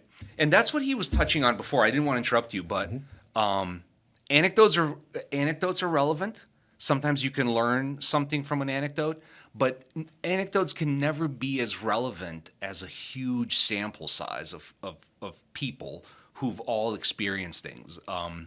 I buy tires off of a place called Tire Rack, and the reason I like Tire Rack is because they have these surveys where people like write in, and they say, "I've got 30,000 miles on these tires. Here's how they behave for me," right? And then there's like 2,000 people that do that, and they have like 4 million miles on these tires. So now I feel like I know something about the tires, and I totally agree with him. Like all the companies, whether it's who makes mid-sized pickup trucks right now, Toyota, Nissan, Ford, Chevy. Is Honda? The Well, Ridgeliner. That's like the a full Ridgeline. size. It's arguable. Yes, and It's like Honda. yeah. All these people make trucks. All of them have had some problems. All of them have had some trucks that have had never a problem, right? So,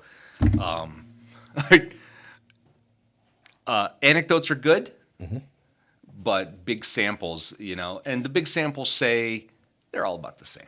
They have some bad years, some good years. So you do your It's research. different warranties, some different features, Yeah, mileage, this mileage engine's and good things in like this that. truck. That engine's bad in that truck, kind of deal. But you want a smaller or mid-size, so you're going to narrow the market right Yeah. there for a few things. So you have actually Jeep makes a pickup too, right? The Gladiator. Mm-hmm. So It's based on the old Dakota chassis. you could say, "Hey, Dad, get a Jeep Gladiator pickup. You're not allowed to scratch it." It's like Yep. Yep. Although the Jeep people don't like the Gladiator Yep. as much as they like the Wrangler, because the wheelbase is longer, so you can get high centered more easily. Crawl your belly on a rock. Right. And the overhang in the back is long as well, so the departure, what's called the departure angle, is lousier, right? So you'll scrape your call it tow hitch. You'll scrape your tow hitch as you go up a hill. right. But other than that, it's a nice truck. I think it looks cool. So we're touching on some of her things, and we're coming up on. I was think gonna- we're moving away from animals, trucks, unfortunately. cats. Now. Yes. Tell us about your kitty and about your cats and your pets and animals that you enjoy. Well, so I have a cat named Carmen. She is the light of my life. She is Cool. amazing. She's my baby. She Actually, literally glows. Yes. Yeah. No. What type of cat? Is it like a long hair? Is it Siamese or is She it? is like a mid-length, on the shorter side, but definitely not like short. She is a tuxedo gray cat. Okay, nice with the white. Yeah, she Front? has the white on the bib? front. She has we like to call them mittens. Yes. Because she has all white paws, but it like cuts off, or her socks.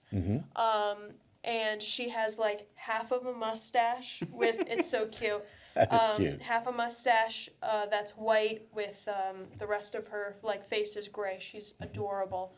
And she has these little meows that like she's hi, I see that you have food. Maybe I deserve a treat if you had time. I'll just stay here until I get something or until you have time. And she is just the nicest cat I have ever met. I don't know how she got to be that way, because she grew up in a house where originally there were no dogs, and then we got a dog, and she doesn't really like the dog. But she doesn't hate the dog either. But there were always people around. She's always had, like, definitely people handling her. So, like, you'll pick her up, and it's not like she's going to scratch you. She might not want to be there, but she'll let you. And we've had it where, like, my stepmom's mom, she came to meet her the first time because, like, she'd heard all these stories. And Carmen just walks right up to her. Like, she literally greeted her at the door. She was sitting there, and then a new person comes in, and she's like, "Oh, hi, Mom," but hi, new person. Like, excited, super excited, jumped up on the washer so that she could pet her easier. We had gone to into the kitchen, and she's like just rubbing up against her legs, super excited. She likes to do this thing at night where she comes up into my bed and she will only lay right here. This is where she lays. This is her spot. Super uncomfortable for me, but as long as she's happy, it's fine. Oh, yes. I think she likes my heated blanket, honestly. But, yeah, and then she spends the rest of the day sleeping. She's really good at sleeping. She has, like, this time between, like, 9 and 10 a.m. where she likes to be absolutely reckless. And then the rest of the day is sleeping. She's a little overweight, but that's how for we the love her. treats. That's, you know? Very cool. My stepmom also has a couple cats. There is a white cat named Lilo. She actually used to have a brother named Stitch. But he had already left the shelter by the time my stepmom had come to, check out cats. And we have a cat named Ninja, who is all black. So, like, we have all white with, like, a little bit of gray on her head, and then all black. And he's got, like, white hairs starting to, like, come. And they'll, like, sit yin and yang. And it's, like, incredible. The black and the white. Yeah. Yeah, that's and so it's cool. perfect. It's That's like, great. Awesome. huh. But Ninja is dumb as rocks. When I had first Poor Ninja. when I had first met my stepmom and started coming to her house and things, he had the tendency when he came down the stairs, he didn't know how to stop himself, so he ran into the wall to stop. Oh, But guy. Lilo is what we like to call a ghost cat, or at least originally when we first got her. She only liked my stepmom. Then everybody else could, Go away. I need her. And then she got, like, her mouth started smelling, like, awful, like, and so they brought her to the vet, and they found out she was allergic to her teeth. Like, that's something that weird. can happen with a cat. It's, like, Yeah. not totally uncommon. Wow. That they're just allergic to their teeth. So, of course, it's, like, more And so in-depth than that. Yeah. infections develop. So, it was like That's- we were I've never heard of that. smelling That's like weird. this gross. So Yeah. they took out all of her teeth, and now all of a sudden, like, she'll still eat hard food, and she just likes people. Like, my boyfriend, she would come up and just, like, rub against his legs, and she had never met him before. And she doesn't love me, but she doesn't hate me either. It's just a friendly cat, at least to strangers. Yeah. New people. She doesn't like when we have a lot of people over, but she's not as timid anymore. But she would come right up to him and just rub against his legs until he pet her. And it was like, okay, whatever, you like him, that's fine. As long as you like somebody. That's great. She'll now she plays with my dad. She doesn't really like when people like rough her up with their hands, but like if he takes a back scratcher, like one of those wooden back scratchers, and just like messes with her face, and then she goes nuts, and it's so funny. That's so awesome. Yeah, she's adorable, but yeah, those are my cats. Awesome. Amazing. And so, 4 or 3? 3. 3. Okay. And it's a and dog then- living with you too, right? Yes. And what kind of dog? Some kind of poodle, like mix. She's a very small dog. Okay. But she is like all curly, and she has so much energy. The reason that the cat doesn't really like her is because of her energy. woo, woo, woo, woo, woo, woo. She'll chase her up the back of the couch like. Let's play. And the cat's like, look, I was up at 2 to 3 in the morning Yeah, chasing yeah. shadow figures, and I don't need to be dealing with you right now. Didn't you hear that thing in the wall last night? Who do you think dealt with it? Yeah. Like, Exactly. gee, I you were took care of it. sleeping. But yeah, the dog just has so much energy, and the cat definitely does not. So, she is a very fun dog to be around. We've had her for a couple of years, and she's probably she's still in her puppy phase. It's crazy. She'll get these like big bones and like gnaw on it for hours. She likes, how you can get like those tennis balls. They're probably about that big. Those are her favorite things in the world. You squeak it, she's like super happy, she's like ready, and then you throw it up in the air and she catches it. It's adorable. Because she's like a medium-sized dog. So it's like her jumping is just like a little hop. It's pretty cool. And her favorite thing is to break the squeakers, and then you're playing And it's with worthless like a now. soggy. Yeah, and I don't she want loves this. it. Oh, she still likes it? She loves it. Oh, nice. But you have to like squeeze this soggy toy that for some reason makes like a squishy noise. And she's like, Yeah. "Oh, awesome!" I still want It's like, that. oh. That's fantastic. Yeah, Wow. she likes her broken toys. But There's something special about animals. They bring out something different in you. I love them. I too have 2 cats and a dog, and he's got 3 dogs. Well, We're 2 dogs now, yeah. AI. Can it imitate a cat? it can. It tries. It tries. What's your take on? I think we're gonna have to Wrap in a couple you've been minutes, yeah. you've been an amazing guest. I was going to say the cat and dog have energy. You've got a lot of energy. The stuff Yes. you're doing, you're going to school, you're working, you're doing scouting, you're playing ball, you're coming out here, spending some time. We appreciate that. I don't know about you, but I wish I was that together when I was 18. Yeah. I was not that together when I was 18. I may still not be that together. AI. How does it show up in your life? What do you think about it? So honestly, the most that I do with AI, I don't really like to use it a ton. I know that there are sometimes like people will use it to make like flyers or something. Ironically enough, I see it a lot in like cat videos. I watch a lot of cat videos. There Who are doesn't? there are these like Instagram people. I don't know exactly what they would be called. But it's supposed to look like 2 cats doing a podcast. And it's so funny. And like they have human Peter, can we get teeth, cat filters for Rich and me? and they have like He'll come up with it. Watch.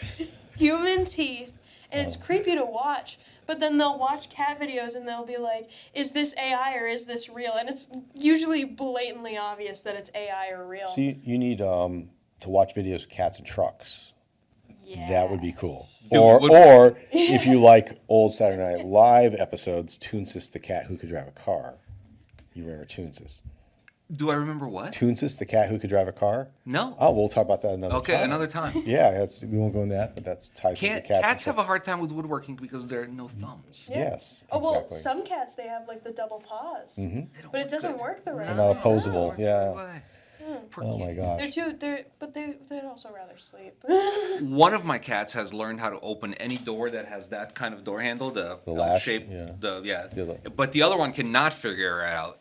So one's What left she- behind. Yeah, but what she's got going on is whenever she wants attention, she'll start doing what I call cat yoga, where she kind of throws herself on her back and rolls. Look how cute I am. Don't you want to pet my belly? What about a treat? But yeah, I think they're conspiring to open doors to let the dog out. It's suspicious. Of course. Yeah. But back to AI. So you don't use it much because you work with your hands.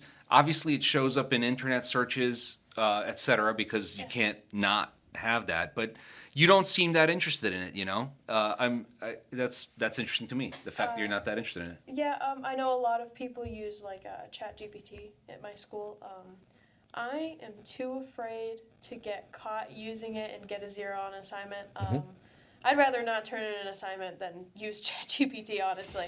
I'm too nervous for that, I can't remember what they call it, but the academic dishonesty. I'm- Plagiarism. Or, yeah. I think that's actually refreshing and good to hear because part of the learning experience, in my opinion, is learning to research, write, express your thoughts. And if you're just pulling something down and plugging it in, even if it's not technically plagiarism, and that's a different argument, but you're not thinking. You can't write something for yourself, and that's going to be a skill that you're going to use no matter what trade or profession you have through your life. Be able to write something, a business plan, or a proposal for something. I heard an ad in the car. I believe it was yesterday, actually. I was driving around with my wife. And here's what the ad said. The voiceover said, steam locomotives, electricity, and AI. These things will all impact our lives and change the way society works. But what I noticed right away is that they're comparing a new thing that hasn't had a chance to make an impact yet with two old things that have had 100 years. 150, plus, yeah, 175 years. I think we had impact on yes, society, culture, and, right, and business. exactly. Yeah. I think we've had steam engines since 1840 or something like that. Sure. So I'm very curious if it's all about the commercials for AI right now. It's all about hyping it up, right? I don't know where it's gonna go. A lot of some other things that I've seen from AI that I'm actually impressed with that they can make is I do like when I'm in history class, I like to look at propaganda because it's an interesting way to see that people have like put something out there. And How are you lying to me is an interesting question, right? And that's the question behind propaganda. How will I lie to these people? And I can see I love propaganda. There's like a kind of a niche market of people who collect propaganda posters and sort of like that, because it is interesting that's the method of mind control in a way. Yeah. Anyway, go on with and your propaganda you like. can use like AI to make propaganda. And it's just so interesting. Like it's stuff that I would never think. Like they take TikTok dances and AI to make like propaganda of political leaders or things like that. It's like I would never think of that. Like how did you even type that into something? Like I just wouldn't think of that. I don't know. It's interesting to see how it's developed since like a lot of propaganda that you'll see now is like from World War II. Or like not like older propaganda that's more popular is from World War II. And Agreed. Yeah. now, like I'm seeing propaganda from like our age now, and it's just so different. And I don't know. How is it different? Can you put a finger on it? It's a video, first of all. As opposed to a poster. Yeah. Okay. Now we have social media, so we have videos instead of just putting this poster on a wall and putting it all over the city, town, whatever. Now we have these full videos of just seeing, whatever they made AI say, whatever they made AI do. Like, instead of seeing it as almost an art piece, you're seeing it as something that someone has just typed in, made, maybe edited a little, It's different. But what do you think will be the count? It is my experience. I'm inviting you to disagree with me if you choose, but it's my experience that anything that happens in society also creates a counter reaction, right? So whatever you get the '60s hippies, you had some really straight folks who didn't want to have anything to do with hippieism, right? None of that music, none of those clothes, none of the nothing, right? I want to wear a suit, I want to wear a tie, I want to be a whatever they call themselves. So the same way that hippieism was a counter reaction to people who were perceived as being too straight or too boring, straight in terms of like job, not Conformist, conformist with is the the better word. expectations Thank you. of, Yep. of the times. Yep. The same way that hippieism was a counter reaction to over conformism, there was a counter reaction to the hippies of more conformism. So I'm curious to see what the counter reaction to, well, let's just take these AI videos that you talked about, right? Like, if I squint and I look into the future, I can see how people might be turned off from watching videos because now it's like all AI. So I'm not learning to know about you as a human and this video that you put together, which is kind of cool because you're a human, I'm a human. We both like this thing. Now it's like just a machine who's doing some boop, beep, boop, and there's a video. Who cares? I don't care what the machine said. I care what this other human beings, So I wonder if that will be the reaction. You have any thoughts in that direction? Actually, to add to that, Yeah. I found out recently, you know how it's all, don't use AI in school. Yeah. Some people, like some teachers, they'll use AI like as an assignment to use an example. Like it'll spit out something stupid and they'll be like, see, this is why you shouldn't trust it. Interestingly enough, my principal at my school, somebody put his emails to all of the students and staff into an AI like checker, and it was like definitely AI. It was like 90% AI, 10% AI/human, and it was like, huh? Like why would I think I would rather get an email directly from him. Like I don't want it to be. I Writ- want something written more by personal something. from him. Exactly. Yeah. more Exactly. Like filtered. even if it's him telling me that I'm not allowed to do this, that, and the other thing, like That's the human Tell factor, me- human yeah. touch again, right? Yes, Yeah. yes. We I caught your Bruce Springsteen reference. yeah, there you go. I thought it was Rick Springfield, but yeah. Just Human a little of touch. that human touch. Yeah, there you go. yeah. That's Springsteen. Springfield, human touch. That was a single by Rick. Well, that's another topic. We'll talk. We'll talk on the next offline. episode We'll about do- that. Sorry, yeah. you caught us look in this This is up what in we a do. minute. This is what we do. But we're kind of finishing up the show here too, because I know we're coming up on the 2 hour mark, which you've been a fantastic guest because you're Yes. carrying a show by yourself. Our first show we had 2 guests for the whole 2 hours, and that went well. And you're doing a great job. So hopefully it's been a good experience. You'll want to come back sometime because there's some stuff we didn't talk about. Oh, let's get meta. Yeah, Can you talk Yeah. about this experience? What are your thoughts upon this experience? that's what you recommend this to your friends. Yeah. Cannot recommend. You know, it's Oh, actually I had to when I went to. Sorry, I know I'm extending it. I actually No, don't worry about that. when I went to like MEPS, when we had to stay at a hotel and we had a survey that we had to fill out afterwards. And it was like, what was your experience on this? What was your experience on that? And I was like, oh, like it was a hotel. Yeah. I had food. It was good. Yeah. It was a very hotel experience. I don't know. You know, Like, how I can you don't make have it better? I anything didn't have the pool or the sauna or something. Yeah, you know. What's going on? Give me more room food. service. Yeah, that's awesome. That's But my line.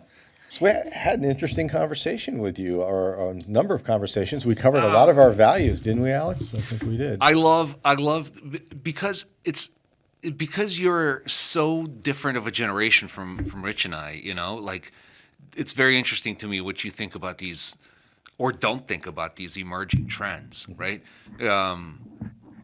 I don't know.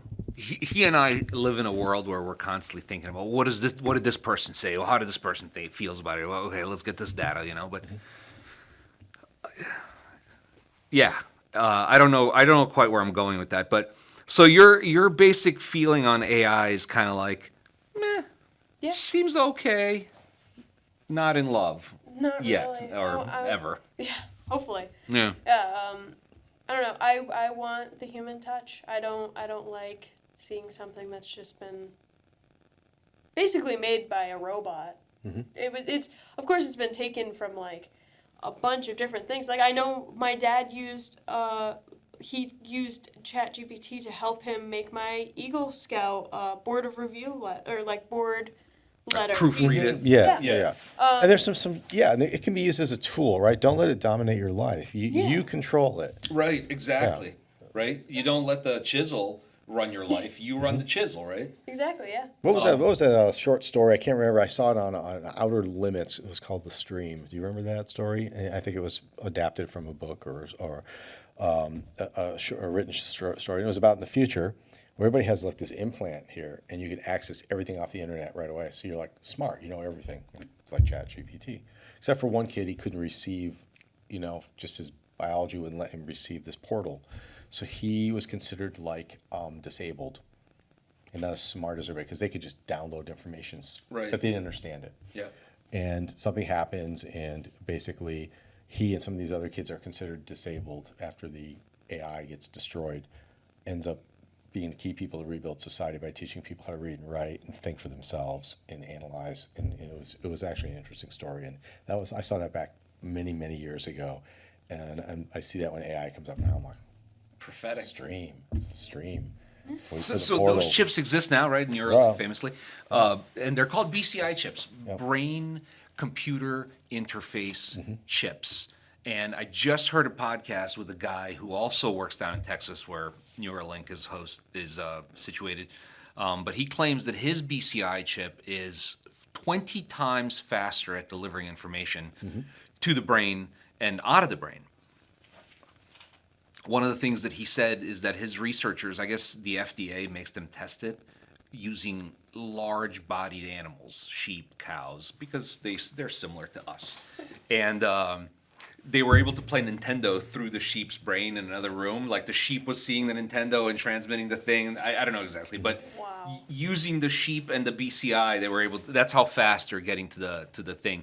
So it's going to be interesting. It's going to be really. There was that company it's a few that- years ago in Washington State, I think it was, where they had microchips they would implant in employees, kind of like you do with your dog or cat, right? You could put that in, but you could use that to open doors, into the facility, go to the cafeteria, like I'll have a Snickers, a Coke, and a bag of chips, and charge it to your account with your wrist. I'm like, what? Not for me. Not for me. I'm just not. I'm not that enamored with technology. I'm fine walking to the store. That'll be and- 2 wrists. Yeah, exactly. I just put it in my tab. Boop. It's like I need to buy Starbucks or something. What happens if it runs out of money? Like, There's our playoff music. So We're getting the Playoff. the hook. yeah, X Files. That's the X Files, the Y Files. Yeah. Oh my God. Very similar to what you said, this brain chip interface, right? And what will happen to it. It's very interesting. You gonna come back? You gonna come back after Sure. basic and tell us how it was? Yeah. yeah.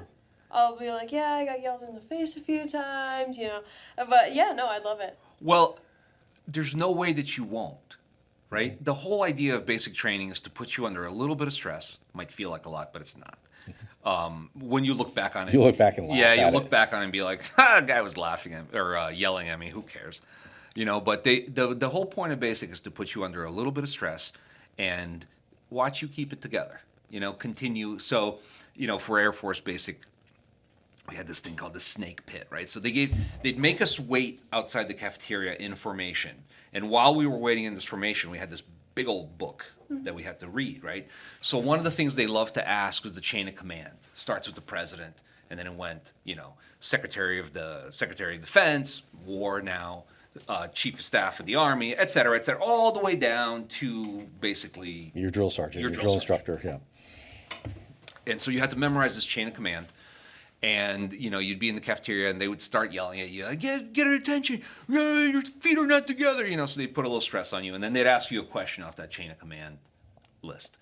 So it's just as simple as that. It's just a trick to make sure that you can perform under pressure. That's all it is. I've actually heard that the worst part is being away from home, not seeing your family, not being That's what's with friends and normal. stuff. Yeah, you're not going to pick up the phone and call anybody. That's probably the hardest thing. But it's meant to just kind of, you hear the expression, build you down or break you down, build you back up. And that's sort of what it is. Because you get, the people, just like the different people in Scouts and in school. It's like, dude, this is going to be cake. People come in with an attitude, and the other people are like, I'm terrified. Oh my God. And another key thing is through all this commotion and stress that they're artificially creating for you, which means nothing. Again, you will laugh at it when you look back. One of the key things that they're looking for, and they're not telling you this, is how you guys come together as a team. We talked about team building earlier and things like that. How do you work as a team? What's you got to put aside? Like, I don't care that you're from the inner city and you're from the country and you're, this race or that race or whatever, what background. You've got to come together as a team to accomplish the goal or the mission, and that's what you do in the military. And we do that in Scouts too. But they're doing it in a high stress environment, because you may be in a high stress environment where you've got to step up. Sometimes the leader isn't the person wearing the badge or the armband. Sometimes it's a person who goes, hey, wait a minute, here's how we can do this, and keeping everybody on target together and focused. So you'll be fine. Keep that in mind. Just remember, it's a ritual. It's I don't want to say game, because that almost seems demeaning, and everything good I have in my life is related to the Air Force. So I'm never going to criticize any portion of it, especially not in front of a Live all studio fun. audience. Yeah. The live studio audience where Something the they five can look people. back on. Yes. But I don't want to anyway. So it's not like it's not like I have to hold it back. But it's a ritual, right? It's a test like any other. It's designed to see, like maybe at work you took a test to see if you could operate some machine and make some sort of a like you said, bevel or whatever, Roman Oji. But it's just like that. It's no different. It just takes a few weeks, and they wake you up early and they keep you up late so that you're tired, and they give you silly jobs like waking up at 4 o'clock in the morning to guard Water the or door something, of or your dorm. and all the silly rules around making the bed and aligning the shoes and all those things. They're all just meant to sort of like test you, but also give you structure. In a way, it's kind of beautiful. In a way, it's kind of neat to watch the human brain, to watch my own brain react to that. I was older. I was 32 when I went. I had some good habits. I had some bad habits. It was interesting to see my brain react. The most obvious thing is, for many, many years, I would not be late for anything. Now I'm late all the time. It wore off. But I wouldn't be late I was for late to this. Yeah. So No, we you were weren't. we were No, like you 2 weren't. minutes, a few minutes No, late. no. Yeah. But I just didn't want to be late. I didn't that's the one thing that kind of like stuck in my head real hard. Don't be late. Anyway, we'll see what sticks in your mind. But I would do basic again. It wasn't that bad actually. It was kind of, I got a little what's that called? Nostalgia. Yeah, I got a little yeah. nostalgia for basic. So I'm excited for you to go. Where Yeah. are you going? Do you know? I'm going. Bragg. Fort Leonard Wood. Fort Leonard Leonard Wood, Wood. Missouri. Yeah. Yes, and then for my job training, I'll be doing Lee, also in Missouri. Cool. Yeah. That's very cool. Fort what? Fort Lee, Yeah, I think Virginia. Fort Lee, Virginia. No, Missouri. Fort Lee's Virginia. I know it I'm is. I telling know. you I what know. was I on know it the is. I know. paperwork. Okay. We've This had was some. on the paperwork. Yeah. We've had some I've been name to Fort Lee. shuffling Yeah, recently. there's been some, yeah. shuffling. So Yeah. That's Another yes, thing back that and will be forth. disputed after this. Yeah, exactly. More fun stuff. We always do this. This will is you like come fun. back? Will you come back? Maybe like after. When are you going to basic? August 3rd. That's when I went to basic. That's going to be awful. August. Do you like heat? Yeah, Yeah. humidity in Missouri. I've heard that Yeah. it gets also very cold, very cold. So if I'm there, like if they don't send me home and then go back, then I'm going to be very cold because I'm going to be gone for my training is going to be 10 weeks and then 15 weeks. So that's a half a year right there. Right. So I'm nervous, but Yeah, you'll have a good I'm time. excited. You're gonna Yeah. have a good time. You're gonna learn a lot. And Yeah. Once you get out basic, you move to the advanced individual training, right, or the AIT. That's well, in my time, it was more like college. We didn't have a lot of We had structure. We had to go into formation, meet in the mornings and the afternoons, but in the evenings we could go to the movies, bowling, and different things. And you made friends, and you were able to go off base and do stuff. So hopefully it's still the same, and you're able to do that and have more of like a college type environment. Fun. Yeah. Right, because you learn as you're learning and doing what you're supposed to do in class and progressing properly, they gave us leeway to go out and do that. So hopefully you have the same. And yes, please come back after. So it'll be quite a ways. Be probably around this time next year. We'll get you back in so you get decompressed from everything. And you Well, can come hopefully back. we'll have you back before you go to basic. Oh yeah, you can go. You can come in before, of we'll course. get you in like August 2nd. Get your Oh, perfect. Yeah. get your mindset on record. Boom, you come back in whatever 25 weeks later. We'll I see what come you. in like Yeah, compare shaking. notes. Yeah, you rolled the clip when she was here before basic. Yeah, that's very good. Forcing you to work as a team. Geez, from with a certain kind of eyes, you can almost see America as one big team, and maybe we should focus on working together instead. Yeah, of apart. exactly. What a crazy notion. You've been the best guest. Thank you. You've been awesome. Yes. Can't wait That's to. all the guests. Actually, No, he I'm doesn't. No, I do. No, actually, he doesn't. He says you were like the most awesome guest. You were fantastic, but he hasn't said the best yet. So. Thank you. Now I can never say that again. Especially Because since I'm the best. That's number one reason, and the number two reason is that it was got filmed. So Yeah. now they can be like, but you said. That she was what? I wonder if we can get somebody from Wright Architectural Millwork. Did I say it right? Oh, maybe. Yeah. Yes, you did. Okay. Actually, since it's a 60-person company, there's only so much space in between. Yeah. So many people, and we actually get out at 4:00 in Chicopee, so it's not far from here. Honestly, probably I know one of my coworkers lives right around this, like the Downtown area yeah. kind of thing. So his Kinda- truck kinda probably that went downtown by. area. Yeah, kind of like. Yeah. Sometime during like a little after 4:00. Are you watching for it? I wasn't. Yeah. I was not. I was, Right but here. I Come looked right down up and I there. was like, oh hey. Come in right down there. Yeah. I love that background. It's pretty. My wife looked at some of our first couple 3 podcasts and they're like, "Can you switch that background?" I'm like, "Why would I want to? Look at that, it's gorgeous." It's like we're You get to looking watch the sun go down behind Right? us. downtown. Yeah, maybe some Northern Lights tonight. I don't know. Really? Tonight? Well, Last time that they had them, I was actually nights up at ago. Moses Scout Reservation. no, not yet. So the reason I asked Yeah. about right people is that one of our goals is like to do exactly like you're a member of the community now, right? You always were, whether you're a student or not, but now you're paying taxes. You're at some point shortly in the future you're going to have an apartment, condo, house, place of your own, right? So more and more you're going to start becoming more of a member of some community, whether it's Chicopee or Westfield. And that's one of the things we want to have on here, right? We want to have people who are doing something positive in the community, like I don't know, so the great local mechanic that you trust that you know does a good job on your vehicle for a good price and treats you right. Like that person is a jewel, And she, you know. she just alluded to that. I'm sorry, when she was describing what she does on her job, where she talks about being precise at her work. She says, you can skim a little off on the rough carpentry. Where do you think I'm going with But this? I was going to turn it around. And I don't know. I don't know if you were. I was totally. But you go. Gonna go No. back to calling me the best. Yes, Just Please, just tell tell her me. that again. I will. I will. Oh, No, oh. I'm let you. I'm You lobbing get it the idea. back. So yeah. we want Yes. people. We like our big thing is to talk to. Kind of going back what I said in the beginning is that I'm fascinated about us little people. You know, you, Rich, me.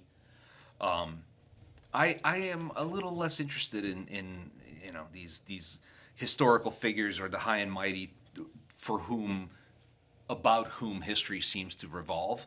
It's only seems to revolve around them. It's actually you and me and him, you know, making furniture and Regular working people just making stuff doing the happen. things we do, you know, pushing a broom or you know signing a contract, whatever the heck we're doing. It's that's who makes the world go around, and so that's who that's who I want to talk to. So, and you are one of those people, one of the best of those people. Yeah, there you go. You know, you're like a member of the community. You graduated from this community. That's amazing. It's good stuff. You're doing great stuff, Thank you. and Scouts is part of it. And you'd say Scouts was helpful in launching you in that direction? Definitely. It completely changed probably my personality. Could change the way that I looked at like the world, everything. Scouts shaped me into the person that I am today. Honestly. Truly and honestly. I even said that during my board of review. Like it completely changed me. I could say a lot more on that actually. Like it took Well, it obviously sounds I like was you're very grateful for that change, right? You're not Definitely. resentful. It sounds like you welcomed it. Yes. Or well, at least you welcome it now. I'll be honest. I was a little bit of a brat when I was a kid. You know, all kids they're brats at some point, but No. I was kind of spoiled a little bit. I was my dad's perfect little girl. I could not do anything wrong. I was an only child by my dad, but on my mom's side I have 3 sisters, and Only children. That's what's up. and I was with my dad most of the time. So I grew up with the only child kind of attitude. And then I was, honestly, like, I look back on me, I used to throw temper tantrums and, like, just be a little monster. And then I joined Scouts. It was my... It was sometime in probably the 5th grade. So I was obviously out of temper tantrums by then, but it shaped me into a better person. I like the person that I am now better than I was. I guess that also comes with growing up, but it really did, like, it put more morals into me and more, like, education outside of the classroom. It also made me want to try new things, and I got to meet so many different people that I got to see, like, not just the people that are in Palmer or, like, wherever, this town or that town. I got to see people from all around Western Mass and meet them and hear their stories, and it's really awesome. It just changes the way that you look at the world. Just this small part of the world. Totally connect Yeah. with what you're totally connect with what you're Absolutely. saying. I feel the same way about the Air Force. You know, you you have examples of things that you want to do, and then you have examples in people's of things you don't want to do. And my God, how many times have I met somebody who was like me, but I didn't like what they were doing, but I recognized that trait in myself? Or vice versa, you meet somebody who's very interesting and kind, for example, and helpful, and you're like, oh, maybe I could be a little more like that. I better make some effort. Exactly. Anyway. That's what branching out does to you. You realize what kind of person you want to be. And that's really what Scouts did for me, is it showed me what kind of person I wanted to be. That's awesome. That's our goal here, right? That's our goal, people. We want to get the word out about what Scouting can do for young people. We want to get people who are interested in contributing to Scouting and helping people who can't come to Scouting, for, whatever financial reasons, far away, whatever it is, right? Like, we want to get what this message out and maybe get it to more kids. That's our goal. So you've moved that needle more than he and I have in 10 hours. And just remember, this happened to me. It may not happen to you in basic. I really enjoyed camping with Scouts until I joined the Army. That's for real. I'm like, now I don't like to do that anymore. So it could happen. Don't worry if it, So there's always cabins. You never know. I'm gonna lose my favorite thing. No, not at all. You may or you may not. Just depends on the experience you have. So mine wasn't a great one. But again, thanks for being here. Thank you guys for Scouting sounds like has been a great impact on your life and helped you with some decisions. Your world is growing. It's smaller, but it'll keep getting bigger as you meet more people and do more things, have more opportunities. So that's awesome that Scouting was part of that, and that you're able to come here. And we're going to get you back in a few months or before that, but we'll see you again a little bit. And if anyone's interested, of course. We're brought to you by Western Massachusetts Council of Scouting America, and you can Google Western Mass Scouting. Will get you to the website. So, are you going to play us out, Peter? No.